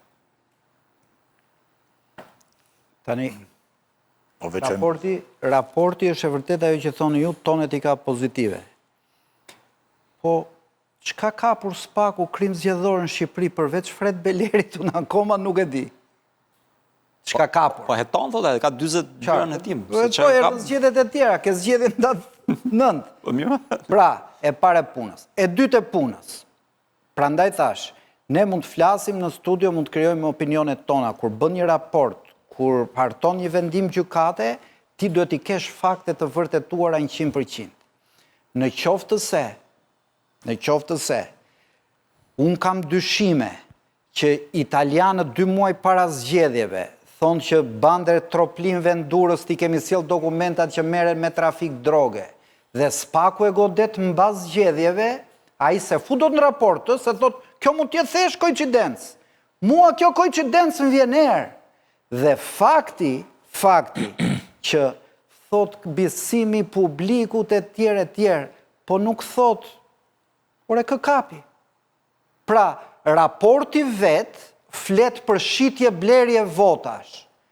Çfarë shitje blerje votash bëri zbuloi task forca e SPAK-ut? 0. Atëhere, në qoftë se ti konstaton një fenomen dhe përgëzon dikë që ka 0 sukses në zbulimin e këtij fenomeni, këtu ka një paradoks për mua. Po në këtë rast, besoj unë, SPAK-u është si ajo punë e fabulës që thash me DL-n, kur ke gjithë raportet e Bashkimit Evropian që SPAK-u histori suksesi po zhvillohet, nuk mund t'i bie raporti, pavarësisht se ka qenë efekti 0 në këto zgjedhje në Shqipëri. Ne harrojmë që SPAK-u pati... Se në fakt ka një... Por, se këtë dervishin e do të marrim të na flasë në njerë këtu, pa i duket është një televizion tjetër dhe... Po thot prap një gjë... Se dhe nga televizion tjetër që në shikon tërkohën. Do me thënë vëzhgusit e huaj, thotë, në këtë raport kanë gjetur më shumë shkelje se prokuroria dhe SPAK-u. Se prokurorët e SPAK-ut. Në këto që numëruam ne këtu, vëzhgusit e huaj se talët, zakonisht talët në gjithë, kanë gjetur më shumë shkelje vëzhgusit si sa SPAK-u. Këta Bushati. Që të bëjnë ata ditë zitë, mos ka fajde SPAK-u këtu. Se po e vure reti në fund, thoshte një gjë. Shumë vëzhgues thonë që policia nuk e ndihmoi. Është gjithmonë partia shtet. SPAK-u po s'furnizoj policia, po t'jetë gjithë shteti paralizuar, po t'jetë frike atyre që denoncojnë.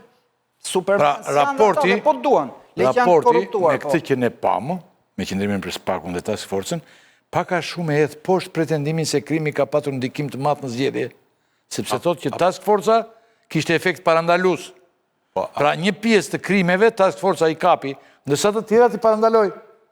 Absolutisht, kështu duhet parë. Kështu që nuk pas ka patur ndonjë krim të madh. Si e kuptoni ju këtë? Duhet besuar raportin këtë pikë apo jo? Bushati nuk ta beson këtë. Raporti në këtë pikë është realist dhe referon paka shumë konstatimit, vëzhgimit që ka bo vetë, dhe është fakt, domethënë. Jo vetëm vetë, po dhe ankesat e opozitës. Edhe ankesat. Që ai ka thënë, kanë bërë platformë online, kanë njoftu paraprakisht. Dakord. Raporti e tregon qartë se cili ka qenë pozicioni SPAK-u, cili është pozicioni prokurisë përgjithshme, ka disa krimi që shumicën e krimi që kanë të lidhje me incidente i jetojnë prokurisë e rrethave. Krimi të shitderën e votës, krimi zgjedhor SPAK-u, ka marrë nota pozitive.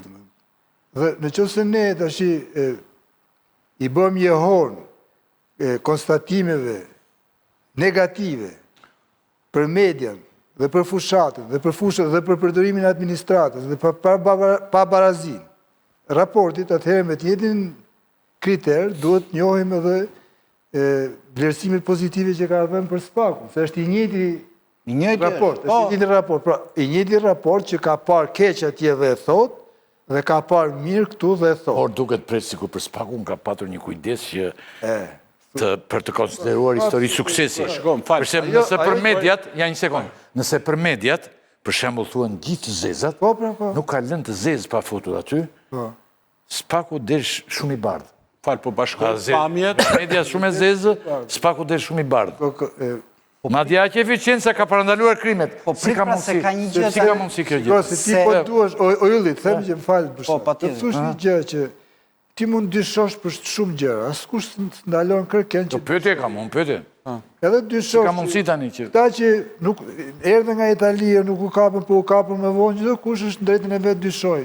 Por tash duhet marrim parasysh edhe këtë gjë që arrestimi, nuk është se SPAK-u i merr për t'i rrafa ato, që i gjenë. Edhe duhet të hetohen, duhet të provohet vepra penale, është rrugë gjatë ajo, por ka pas disa banda tjera të cilat SPAK-u i ka paralizuar përpara se të vijmë të zgjedhjet. Në disa rrethe të vendit, bandat njohura elektorale kanë qenë pjesë, pothuajse zgjatime të Partisë Socialiste, ishin goditur.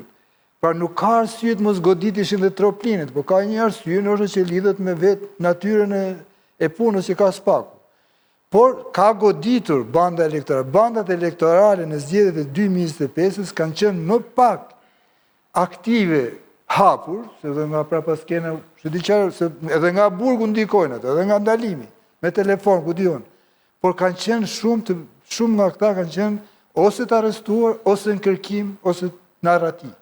Një pjesë e madhe, jo të gjithë, sigurisht. Kështu që ka një bilans që jep shpresë për më mirë, dhe që dëshmon se Shqipëria ka... Ka që me vogël prezenca, thua ti, falë SPAK-ut, e bandave në këto zgjedhje. E thot o të hiri, po themu, se se thotë, jo. E thot aty... Për raportit për prak, shumë si? Që ka ndikuar, prezenca SPAK-ut ka ndikuar në ulljen e pjesëmarrjes, me sa mbaj mund të banë tash i pakun. Kështu e thotë tek raport, nuk e di tash nuk e di preca, e thotë, e ka thënë duhet. Shko, për këtë pjesë... Toni që ka përdor për SPAK-un shkon të kjo, që... Ka demotivuar, më duhet, thotë... Ka demotivuar, po kjo është fakt se ne kemi parë dhe vetë gjithë në shumë rrethe. Shiko, për këtë pjesë, pra për veprimin e SPAK-u, duhet të mbajmë parasysh, ose duhet i bashkojmë kësaj, ose këtij imazhi që krijon raporti, e dy momente të tjera që s'kan lidhje me raportin. Është paraqitja e zotit Dumani në parlament, ku ai pati ballafaqim me opozitën, pikërisht për krimin zgjedhor. Dhe aty mua më duk që ai vurin pozitë vështirë ata, kur i tha që më duket se nga gjitha ankesat që janë bërta, gjysma ne kemi adresuar në kohë reale gjysmën e atyre që ju keni prezantuar. Pra, keni parasysh raportit duhet lexuar integralisht në fakt, se edhe kjo ndarja në pjesë është e mirë, por ama kur vjen puna për të arritur një gjykim tërësor. Tani kemi konkluzionin. Jo shumë mirë. Tani ti unë e kam që ti të bësh konkluzion. Ai thot 100. Se cili bën konkluzionet. Po unë zgjodha thelbin, atë që ka thot raporti. Po do muhabet, edhe tjetër të bëj muhabet. Jo, mirë, e kuptoj që ti urren muhabetin, po Po jo, nuk e urej, po ka themi vendin e vetë. qartë. Bile jam muhabetësi shumë i mirë. Po themi Një minutë, po themi muhabetësi nivel lartë.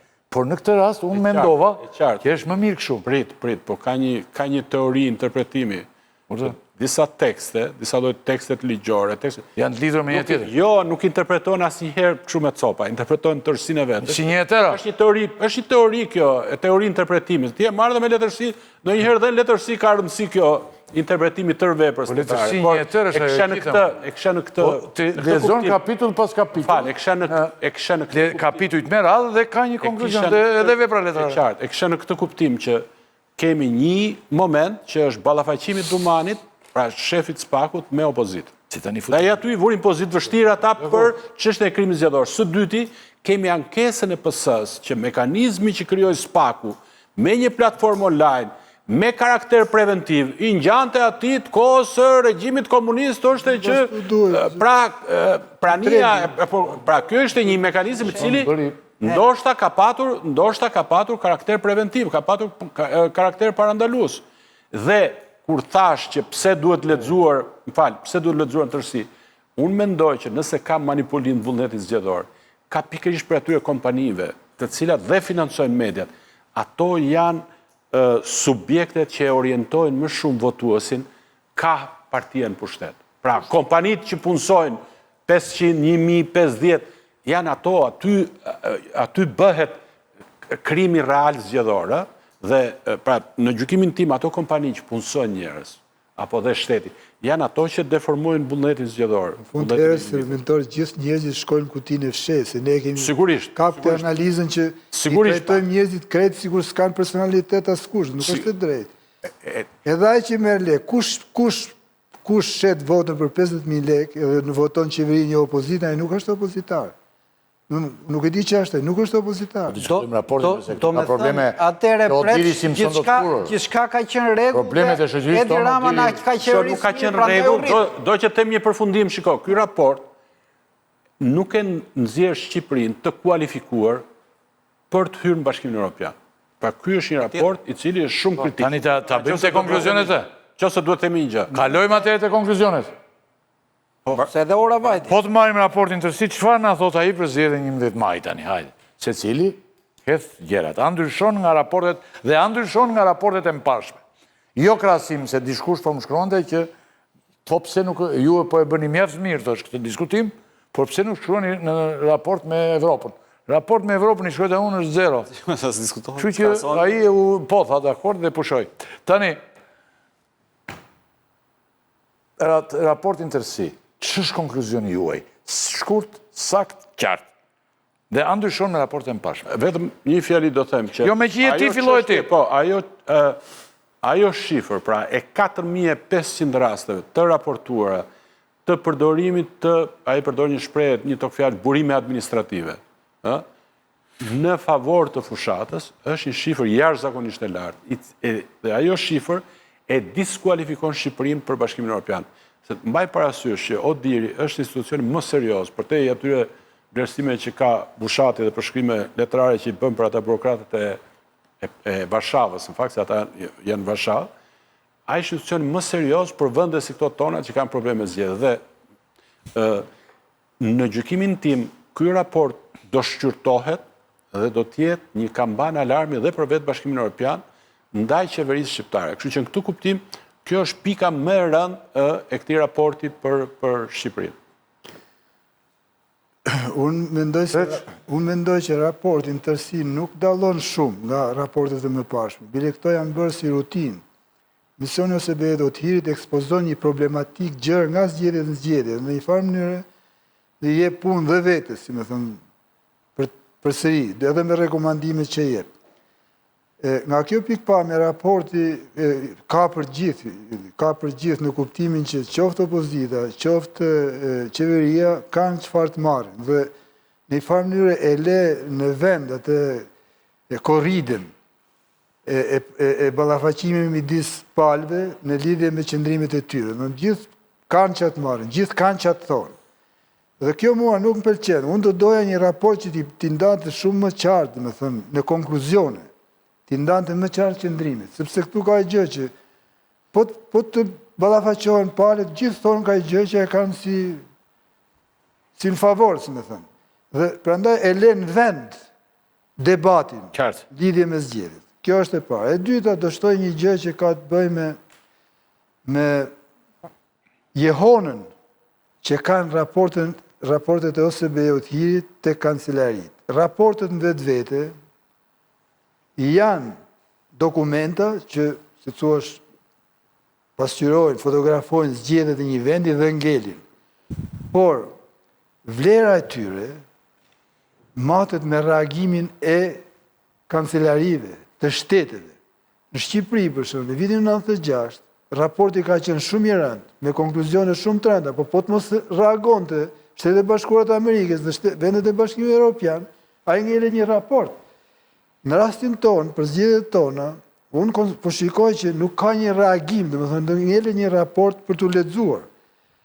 Shohim si do jetë reagimi mbas publikimit të raportit zyrtar. Dalojmë preç dy kolegët e tjerë se kam dhe një pyetje tjetër më pas. Dhe vemi shumë vonë dhe na ikën koha shumë dhe popullata fle, siç e dim. Pra, Lutvi dhe Vishi përfundimisht më shkruan që se ai mori pjesë në gjithë bisedën tonë, që është raporti i parë që për herë të parë thot të vërtetën për median. Kush thot? Lutfiu që ka marrë pjesë me ne. Po. Për herë të parë thot të vërtetën për median. Të vërtetën e qartë, lakuriq, për median. Nuk kemi çfarë themi. Okej, atëre. Bushat, apo? Që duan? Kush do ta thot? Konkluzionin. Pra, dhe në qofse ma lemë kush e ka shiko, raportin ngrej bast madh mendojnë, sepse basti këtu ngrihet nga Partia Demokratike. Nëse, pra, raporti i bie të vërtetoj, nëse këtu ka fars. Pra, në qofse ka fars, Ajo nuk me duhet ikë Rama. Tani çan do të thotë. Jo, duhet të them që duhet ikë doktori, po doktori nuk ikën. Me këtë farsë qëndron aty tani. Ai është punë e tij tani. Duhet të them tash, basti ngritur nga politika shqiptare këtu është që raporti duhet çojë në shtëpi njëri prej të dyve, o Ramën o Berishin. Do fut një detaj unë të doktorit që të dori gjithmonë dhe ti do të debatosh. Okej, jo, nuk e kam tek ajo. E kam dhe atë të fundit. Shalem në këtë moment të raportin më konkludo. Pra, për raportin do thotë kjo që raporti është si gjithë tjerët që tregon probleme, por ama për mua jep zgjedhjeve legjitimitet. Pra, i njeh zgjedhjet si legjitime, i pranon ato, por i njeh si shumë të këqija. Problemi që ndron që ajo pse do kishte rëndësi ky raport është që nëse ky raport do vërtetonte që këto zgjedhje do ishin fars apo jo. Ky raport nuk e nxjerr këtë dhe në këtë kuptim, nëse do pretendonte që pra do nxirrte që ishte fars, duhet ikte Rama. Nëse nuk e nxjerr që është fars, duhet ikë Berisha dhe ky është problemi i këtij raporti. Ky raport sado që të thotë shumë të vërteta, shumë të hidhura madje, ky raport i njeh dhe fakti që në fund përfundon me rekomandime, të cilat janë të një natyre teknike për të rregulluar problemet që ai shfaq, tregon që në përgjithësi politikisht raporti konsideron zgjedhje legjitime. Bushat? Okej. Konkluzion tani. Unë e thash konklusionin fillim, po e përsëris në mënyrë tjetër, se mbajnë. Konkluzionet bën fund. Edhe në mbledhjet e partisë dikur, konkluzonet Bushat beshin fund. E vërtet është, po unë jam me i parim që njeriu kur hyn në një debat duhet të sqarojë një pozicionin e tij dhe pastaj të hedhë argumentat. Unë mendoj kështu për këtë gjë dhe pastaj po, kjo është taktika ime, mund të jem gabim, Bëjmë taktikë dakord. Po njeri ndërtuar gabim. Përsërite. Në përgjithësi. Do me thënë, në qoftë se mentori thotë që ky raport nuk i përmbush kriteret e një vendi që do të jetë antar i BE-s, unë them që ky raport nuk i përmbush kriteret e një vendi që do të quhet demokratik. Në një vend ku sundon partia shtet, demokracia ka vdekur. Nuk, demokracia ka vdekur. Shiko, vetëm një, se nuk e nënvizuam në mënyrë të qartë këtë raporti shikohet nga palët, do më thë nga Partia Demokratike posaçërisht, që i raport që do duhet legjitimonte pretendimet e saj. Sa ajo ka thënë që këto zgjedhje u manipuluan e tjera, pra u deformua vullneti zgjedhor. Për herë më është. Po, e që kuptoj. Ky raport, megjithse e nxjerr Shqipërinë pra që nuk është e kualifikuar ende për Bashkimin Evropian, apo që ka probleme me demokracinë, nuk e vërteton pretendimin e opozitës që në këto zgjedhje është deformuar vullneti i Jo, shumë larg narrativës, pavarësisht se Saliu sot në zgjedhjet e mbarshme, shumë larg në zgjedhjet e mbarshme kishte vëzhgime, raste konkrete që këta antarët pjesë e grupit të Odirit raportonin për rastet të blerjes votës. Dhe ata ndërtonin një lloj përqindje, domethënë që thoshin, në qoftë se në 20 kontrolle që kemi bërë ne, kemi kaq raste të raportuara, pra pretendimi kryesor i opozitës se është deformuar vullneti zgjedhor, se është bërë masakër zgjedhor, jo farsa, farsa është shumë kështu zvogëluese, shumë relativizuese. Ky pretendim pra nuk qëndron. Nuk justifikohet sjellja radikale për cilën ka folur një pjesë opozitës se duhet të filloj pash Saljani që thot mbas kësaj duhet dalim rrugë derisa radikale ata po sillen si pula ti thua. Është problemi që e kanë zgjedh gabim ose nëse do të dalësh bësh revolucion, mos u merr me raportin. Nuk i njoh zgjedhje, dil rrugë me revolucion. Revolucioni do raport. Po pra, kalojmë se këta duan bëjnë me raport. Na nxorë raport. Një moment që është i lidhur ka kontekst për këtë ngjarje, për raportin. Konkluzionet këto kishin tani, unë kisha edhe një pikë, sinkronin 5, por nuk do ta futim për shkak të kohës. Bëm konkluzion. Rekomandimet kryesore të Odirit për zgjedhjet e ardhshme, rekomandimet që bëhen gjithmonë dhe nuk i zbaton njeri. Rekomandimet janë gjithmonë aty, rekomandime kemi gjithmonë të nderuar dëshmitues, por nuk i zbaton njeri në vendin ku jetojmë. Rekomandimet tregojnë se OSBE e Odiri i ka njohur zgjedhjet. Mos bëjmë si mos. Rekomandimet e. Njoh pra kjo është. Atëre, nëse do flasim për OSBE e Odirit, tjetër gjë që mendojmë ne. Rekomandimi që tregojnë se zgjedhjet njihen me gjithë problemet që ka, kalojnë. Mirë dhe ky interneti.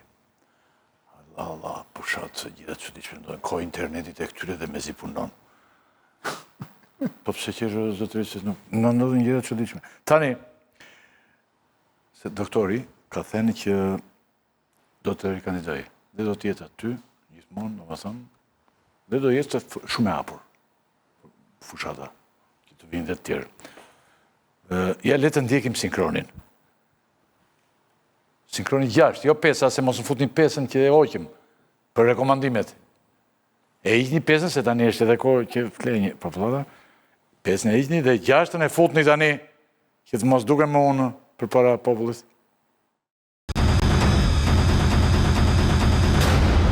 Mbrëmjen e djeshme është shpërndar me shpejtësi në rrjetet sociale një deklarat e deputetit tuaj, Besar Xhaferi, i cili në një podcast deklaronte se Zoti Berisha duhet të largohet në 2026, kur i mbaron edhe mandati 4 vjeçar, në rast se nuk na ka faktuar farsën zgjedhore dhe nuk e ka çuar, po themi, vendin sërish në zgjedhje. Cili do që lexon raportin paraprak të OSBE Odirit dhe ka kulturën minimale në të drejtën elektorale, kupton që zgjedhjet kanë qenë farsë. Ju garantoj se çdo deputet, antar mbështetës i kësaj partie do të jetë i lirë të shpreh çdo mendim që ka. Kjo është gjëja më normale. Natyrisht, interpretimi i nenit statutit duhet të jetë i saktë. Statuti bën fjalë për zgjedhje dhe jo për farsa, dhe tani që ta mbyllim këtë punë, do të jetë antarësia e Partisë Demokratike ajo që do i bëj interpretimin përfundimtar. Atë po, do ketë një garë për kryetarin e PD-s. E hapur, urdo? Po sigurisht do jem. Pyetja është kjo. Por e hapur ama. Besar Xhaferi tha këtë dhe janë mbati në Amerikë. Kishe dhe punë aty, në fjalimin për kongresën, për këto gjëra, që ndjek punimet e gjërave që ndodhin aty, iku aty, po se këtu edhe mund të futin në ndruar. Mentor, i lere atë, se hadhe edhe mund të hashtë ati në ndruar që nuk punon. Besari, iku, qetësojnë gjakrat dhe kthehet. Pra, doktori tani juat, deklaroi qartësisht. Besar Xhaferi tha që duhet të largohet doktori. E tha, interpretimin e kam dorë unë, tha. Tani interpretimin e bën popullat, antarësia, tha i dhe unë. Dhe doktori do hyta në zgjedhje gjitha dhe do të kandidojë, do të jetë garë shumë e hapur preç. Si mendoni tani? Që do jetë garë e hapur e gjitha dhe Hapet partia. Me që më drejtoje mua ta... Fillohet ti po të shë?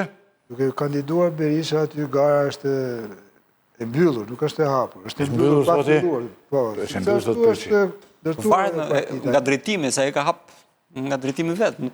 Por ai mund ta bëjë këtë gjë, sepse ai është në drejtën e vet ta bëjë. Natyrisht duke llogaritur edhe pasojat që ka mbajtja e partisë në drejtimin e tij, sepse Partia Demokratike në drejtimin e Sali Berishit i ka humbur thellë këto zgjedhje. Mos ketë kush iluzione, ne po flasim për standarde zgjedhore që janë jashtë larg standardeve të Kopenhagenit, por këto nuk shpjegojnë humbjen e thellë të Partisë Demokratike, e cila është matur edhe nga kompani serioze sondazhesh, të cilat kanë përpara zgjedhjeve që nuk kanë gabuar përtej marshit gabimeve. Pra, humbja e thellë e Partisë Demokratike është parashikuar. Por ai bën një palë, ai bën një gjë. Ka humbje në këtë vend të Unë them një gjë. Ai thot do kandidojë aty dhe aty e ke tani. Ai ka thënë, po të kandidojë. 150.000 vota në raport me 2021. Kjo i intereson. Por është fars sot ai ka janë vjet. Jo kundërshtarëve të tij i intereson, domethënë se s'ka asnjë gjë, nuk duket asnjë gjë domethënë e re në diell që tregojë se këtu po ndryshon një gjë e madhe, apo përkundrazi, ka sondazhe që tregojnë se kjo parti edhe pas zgjedhjeve ka vazhduar të zvoglohet, edhe unë nuk e di se çfarë po mendojnë ato. Unë po them një gjë tjetër, Ylli, që shanset për, si thua, për një rilindje, po them kështu, politike të leadershipit aktual të Partisë Demokratike janë këto, që Evropa dhe SBA-ja të shprehen qartë që vullneti i popullit shqiptar në zgjedhje nuk u shpreh, siç janë shprehur në 96. Ose partitë popullore të vinë këtu dhe të bëjnë një komision faktmbledhës siç e ka njoftuar Saliu për ndjekësit e vet, dhe për vjesht ka qenë parashikuar të vinë të na nxjerrin gjëra që ta trondisin Evropën. Me këtë raport nuk ndodh gjë, mos fshihemi mazgishtit. Ka shumë probleme, zgjedhjet janë edhe më keq, bile se sa i kanë nxjerr raporti, jam dakord, por nuk është se kanë sjell atë skenarin, më thënë, e manipulimit më shkurt pret që të se siç e kemi vënë që është orë që ai le të kandidojë, është zgjedhje e vet. Ti si e mendon këtë gjë tani? Favore kanë kundërshtarët e tij. Qartë. Tani, s'kisha surprizun, këto janë konkluzionet numër 2 të raportit, janë do t'i Saliu apo jo.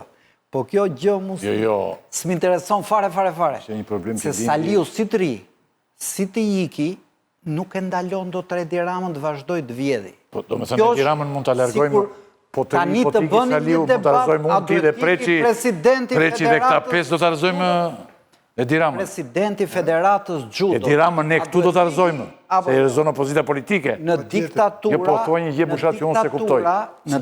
Kjo vlen për demokraci që thu ti. Në diktatura roli po mirë pra për ta regjimin e të 5 do të aprishë. Zero! Ti diktaturës, qa emri do i vesh diktaturës, se na konfuzon me termat. Kjo është një vend autoritar, është një parti që ka vite që qeverisë, gjithnjë më shumë bëhet parti shtetë, si që the. Se është pak shaka me diktaturën, me thënë vërtetë. Ta krahasosh me diktaturën, është pak... Apo jo, publik, pra, hajde vëndë debat. Diktaturas në lejon ne me forë. Se ne do të bëjmë të punë, opozita politike. Diktaturat lejon. Ramiz Alia ishte në diktaturë dhe thoshe pluralizëm e ndimi. Pluralizëm, ne jemi sot pluralizëm e ndimi. Folë që duash, se vendimet i merë partia shtetë. Pluralizëm e mendimit s'ne ka nejqë akoma. Prandaj thot a isi në jetën e këthy se partia shtetë. Ka shumë më shumë se kaq.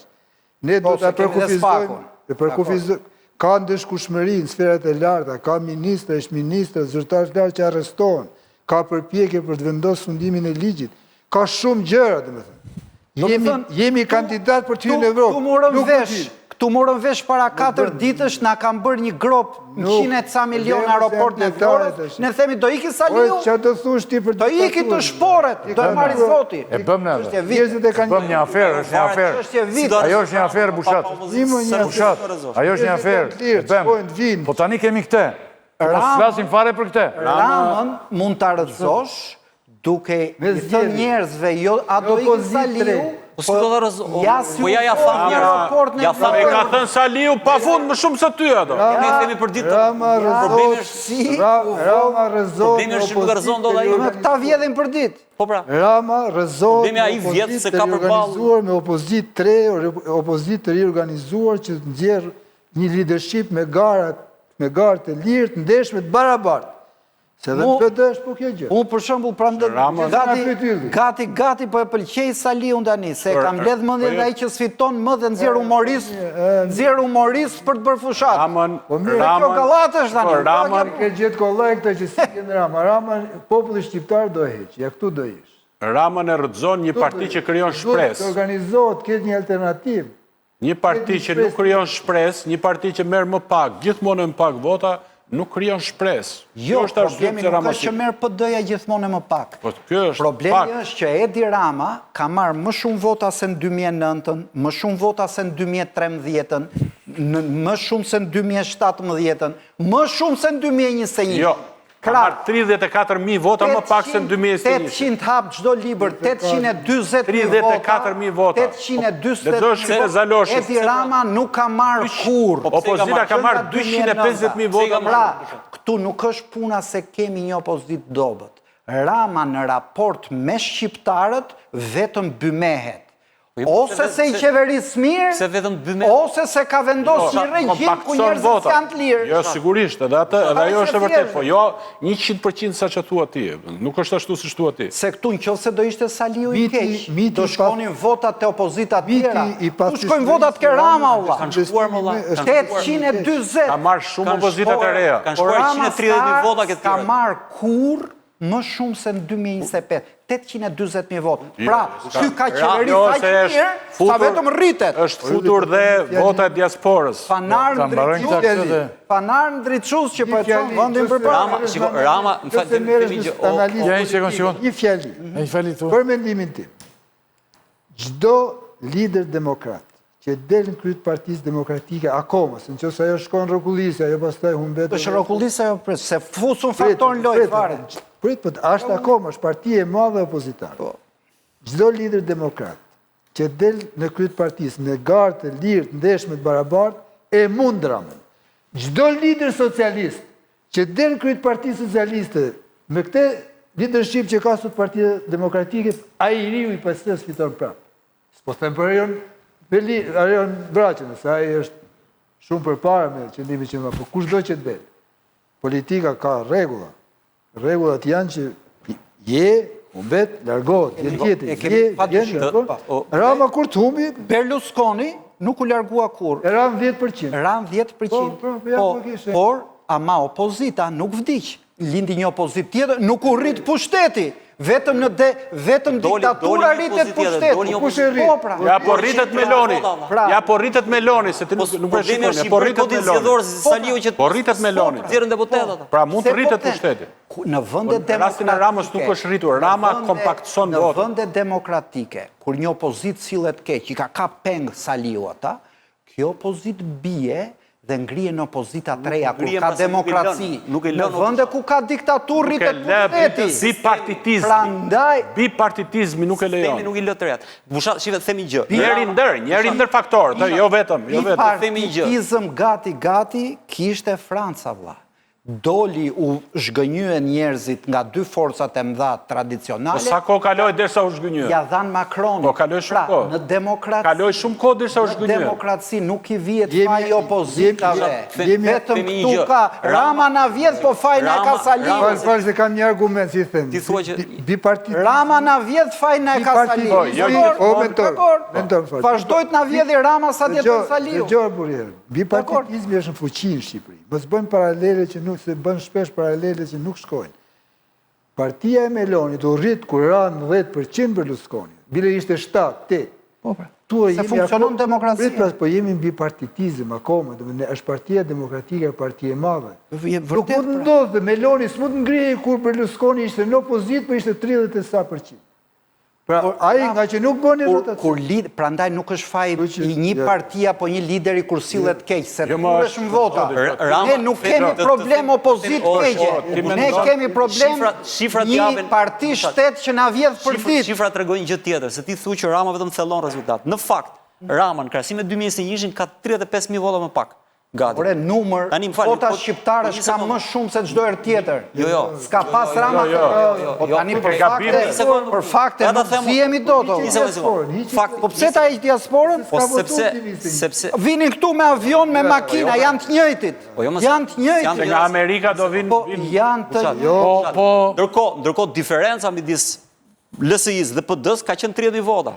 Dhe më thëmë, për kaq luhet. Problemi është që ka shku minus 250 Saliu. Dhe më thëmë, ky është problemin se nuk mundet do të Rama. Sepse Rama mund bjerë. Problemi është që duhet ngrihet ky tjetër që ta rrëzojmë.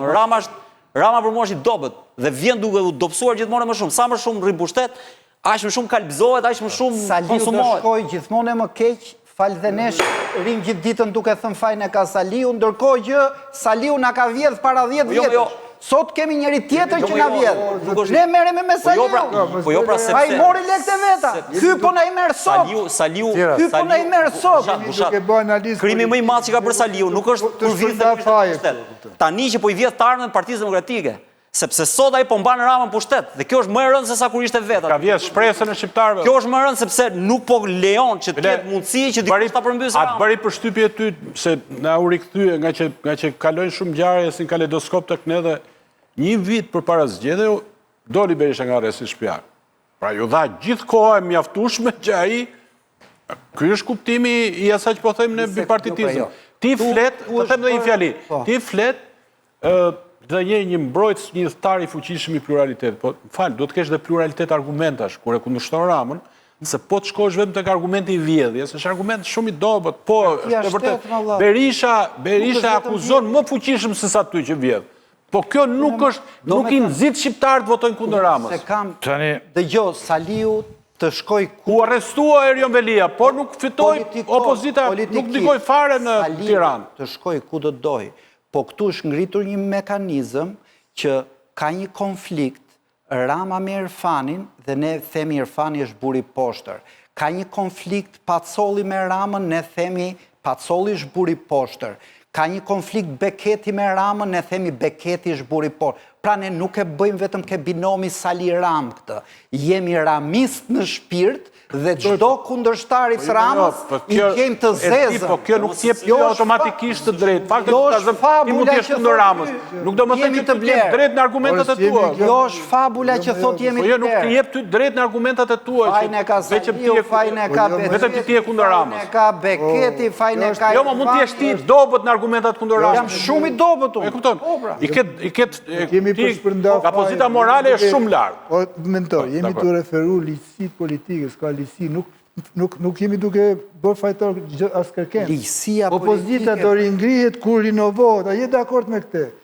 Ti tani, si do arzosh tjeti kur opozita nuk është e gashme, nuk është e rinovuar që të fitoj simpati edhe të ekstresa që nuk e ka rëtë? Kjo është një pyetje, kjo është pyetje esenciale, të cilës unë mund t'i përgjigje me një kundër pyetje që për mua është esenciale. Si mund të ngresh një opozit në një diktatur?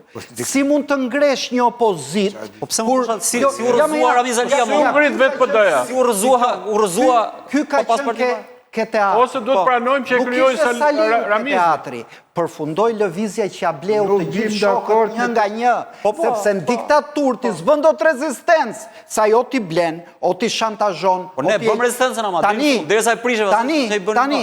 Dhe e prishi Bushat, e prishi në kohën e Covidit, se prishi dot.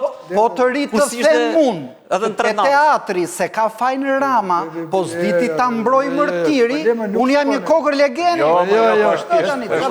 Ka si lidhje kjo, ato janë raste. Mendoj tani që pyetja esenciale është kjo, ngrihet dot opozit në media që i blen gjitha pushteti me prokurori që ta ka pushteti. Prokurori që po qon burg njerëzit e pushtetit, ngrihet që ç'keme te. Ti arbitër të zgjedhjeve ke ministrin e Ramës. Kemi pa pajtueshmëri. Arbitër të zgjedhjeve ke ish ministrin e Ramës. Kemi pa pajtueshmëri. Me që përmendet ta atë, kemi ndet 3 vjet atje, dhe kemi qenë një grusht i vogël, themi. Dhe nuk e prishte dot, nga më ndet 3 vjet nuk e prishte dot. E prishi kur ishte pandemia në 4 mëngjesit. Para se pasi ti bleu gjithë. Sa vetat bleu? I bleu, po ata që mbetën, ata nuk i blinde dot dhe nuk e prishte, ata e mbajtën. Pra problemi është tek mbajtëm teatr. Problemi është tek kredibiliteti atij që Rama ka përballë. Qëse ka përballë një person pa kredibilitet. Gjithë debatin tonë. Se u të merruaj ku kishte protestë studentë. E ndërlikon kjo që kemi pa pajtueshmërinë për kufizimin e termeve. Ti mendon se jemi në diktaturë, nuk mendon se jemi në diktaturë. Jemi në autoritarizëm, ka format ndryshme. Diktaturë nuk që diktaturën e ndërhojtës, atë që ujon. Jo, ka disa lloje diktaturë. Diktatura djesë. Kjo është sot putinizmin e diktaturë nuk opozita. Kolegu yni qua në ke 20% Amerikës. A mund ta mund opozita shteti? Po na treket diktaturë Amerikë. Sot kjo lloj opozite jo. Rusia sepse nuk lejon opozitën të kandidojë, vret opozitarët. Tani njësoj si këtu. Pra opozita ylli me që mund shteti, e ka mundur një shtetin në këtë vend. Pra pa pas opozit fare, një lëvizje studentësh rrëzoi shtetin e 50 vjeçar. Kolegu thotë, a mundet opozita të rrëzoj shtetin? Po duhet shiko Bushat. Duke se jemi duke thënë Bushat. Se s'ka ardha. Ju lutem. Ka regjimet përjetshme. Ndoshta, po mund vi pas 20 vjetësh. Ndoshta jemi duke thënë të njëjtin gjë. Tani ne dalim si ata. Cila opozitë fajsonin grupit. A ka opozitë, thot kolegu, që më shkruan mua, që mund të arrëzoj shtetin. Do shta jemi duke thënë njëtin gjë. Mund të ketë, po duhet dhe opozita. Juk Bushati këm ngull që askush mund të arrëzoj Edi Ramën. Sepse është super shteti, diktatura, regjimi. Por duhet, ndoshta duhet opozita Bushat, sepse ne këtu nuk e bëjmë dot. O të hajde të marrim operatorët dhe ne bashkë. Opozitën e pas kemi të dobët se ka katë përfyti Saliu. Po pse kemi dhe mediat gjithat shitura? Po pse s'kemi OJQ? Nuk ke njerëz të pavarur që njëta gjë është në 97-ën që ndryrën Amerikanët. Ndryrën Amerikanët me Saliu në 97-ën. Pra nuk kemi ti ishe këtu bashkë me mua, ku në 97-ën ndryrën Amerikanët. Kemi OJQ. Dhe firmat, piramidale. Media. Kjo pra, marrë se është sistem klientelisë që blen gjithçka. Po si sistem demokratik. Ai të blen votues. Ky është një kapitull i hapur tani. Është diktatura e tregut. Diktatura e tregut. Se ka krijon një paradoks kjo që thua ti, domethënë, më fal, nëse nuk e rrezojmë dot, atë për çfarë flasim ne këtu? Po lëm fare, pse duhet ne ta shajmë Ramën kur nuk e rrezojmë dot? Jo. Se unë e shaj Ramën se shpresoj që e të bjerë më. Po ti shaj më shumë Saliun në fakt. Po sepse e mban Saliun. Unë e shaj Saliun sepse e mban. Po ti ki Saliu, s'ka më punë, do shaj vetëm Ramën, se s'ka kush e mban më. Do gjesh gjithmonë një përçar. Kjo është paragjykimi jote, po unë po them, unë deri kur u rikthye Saliu, nuk shaja njëri. Okej, ky është një kapitull i hapur dhe një diskutim i gjerë. Shumë njerëz sot thonë që këtij shteti ose kësaj autokracie, ka një farë autokracie të shteti, ose këtij regjimi që është Bushati, nuk ka që i bën opozita. Por shumë njerëz të tjerë thonë Bushat që opozita duhet ndërtohet, të bëhet. Kurse unë them diktatura s'ndërtohen dot opozita. Po Amerikën e Saliut ndryshon gjë të opozita. Nuk ndërtohen dot media të tjera. Kjo që thua të jap një përgjigje të dusur, të dusur Kinës, kjo që thua ti Bushat. Në diktatura nuk lind gjë e lirë. Kjo që thua ti që diktatura nuk ndërton dot opozita. Po Bushat. Tregon atë që po themi ne. Por Bushat. Por fund më, po këtë bie dakord. Është e shitur ke qeveria pra. Kjo është pra. Un prandaj sa herë sepse kur blen gjithaj, pse s'blen opozitën ai? Prandaj sa herë bie debati, refuzoj të flas për opozitën se them ky është një problem i Ramës me shqiptarët. Çdo element tjetër që fusim ne i bëjmë alibi Edi Ramës. Të nderuar problem i popullit me diktatorin e vet. Pra po problemi. Të nderuar të shikues, fajsh i mediave, fajsh i Irfan, fajsh i biznesmenve, fajsh i Pacollit. Po vetëm Rama nuk ka faj? Ju lutem. Kemi kaluar çdo limit. E kemi te kaluar. Tani ky është një kapitull i hapur që ne do diskutojmë vazhdimisht. Ndoshta ka drejt Bushati, po ndoshta keni drejt dhe ju. Unë po them atë. Në këtë vrim do i bien ndoshta po, ç'bëjmë tjetër. Ndoshta jo. Më thoshte mua gjithmonë për një shprehje që na ka mbetur, dhe e fituam si shprehje nga gjithë vizitat që bënim në Kinë me gazetarët, duja na thoshte gjithmonë ndoshta po, ndoshta jo. Dhe ishte në të vetën, aty mbetej. Dhe bisedat tona këtu janë.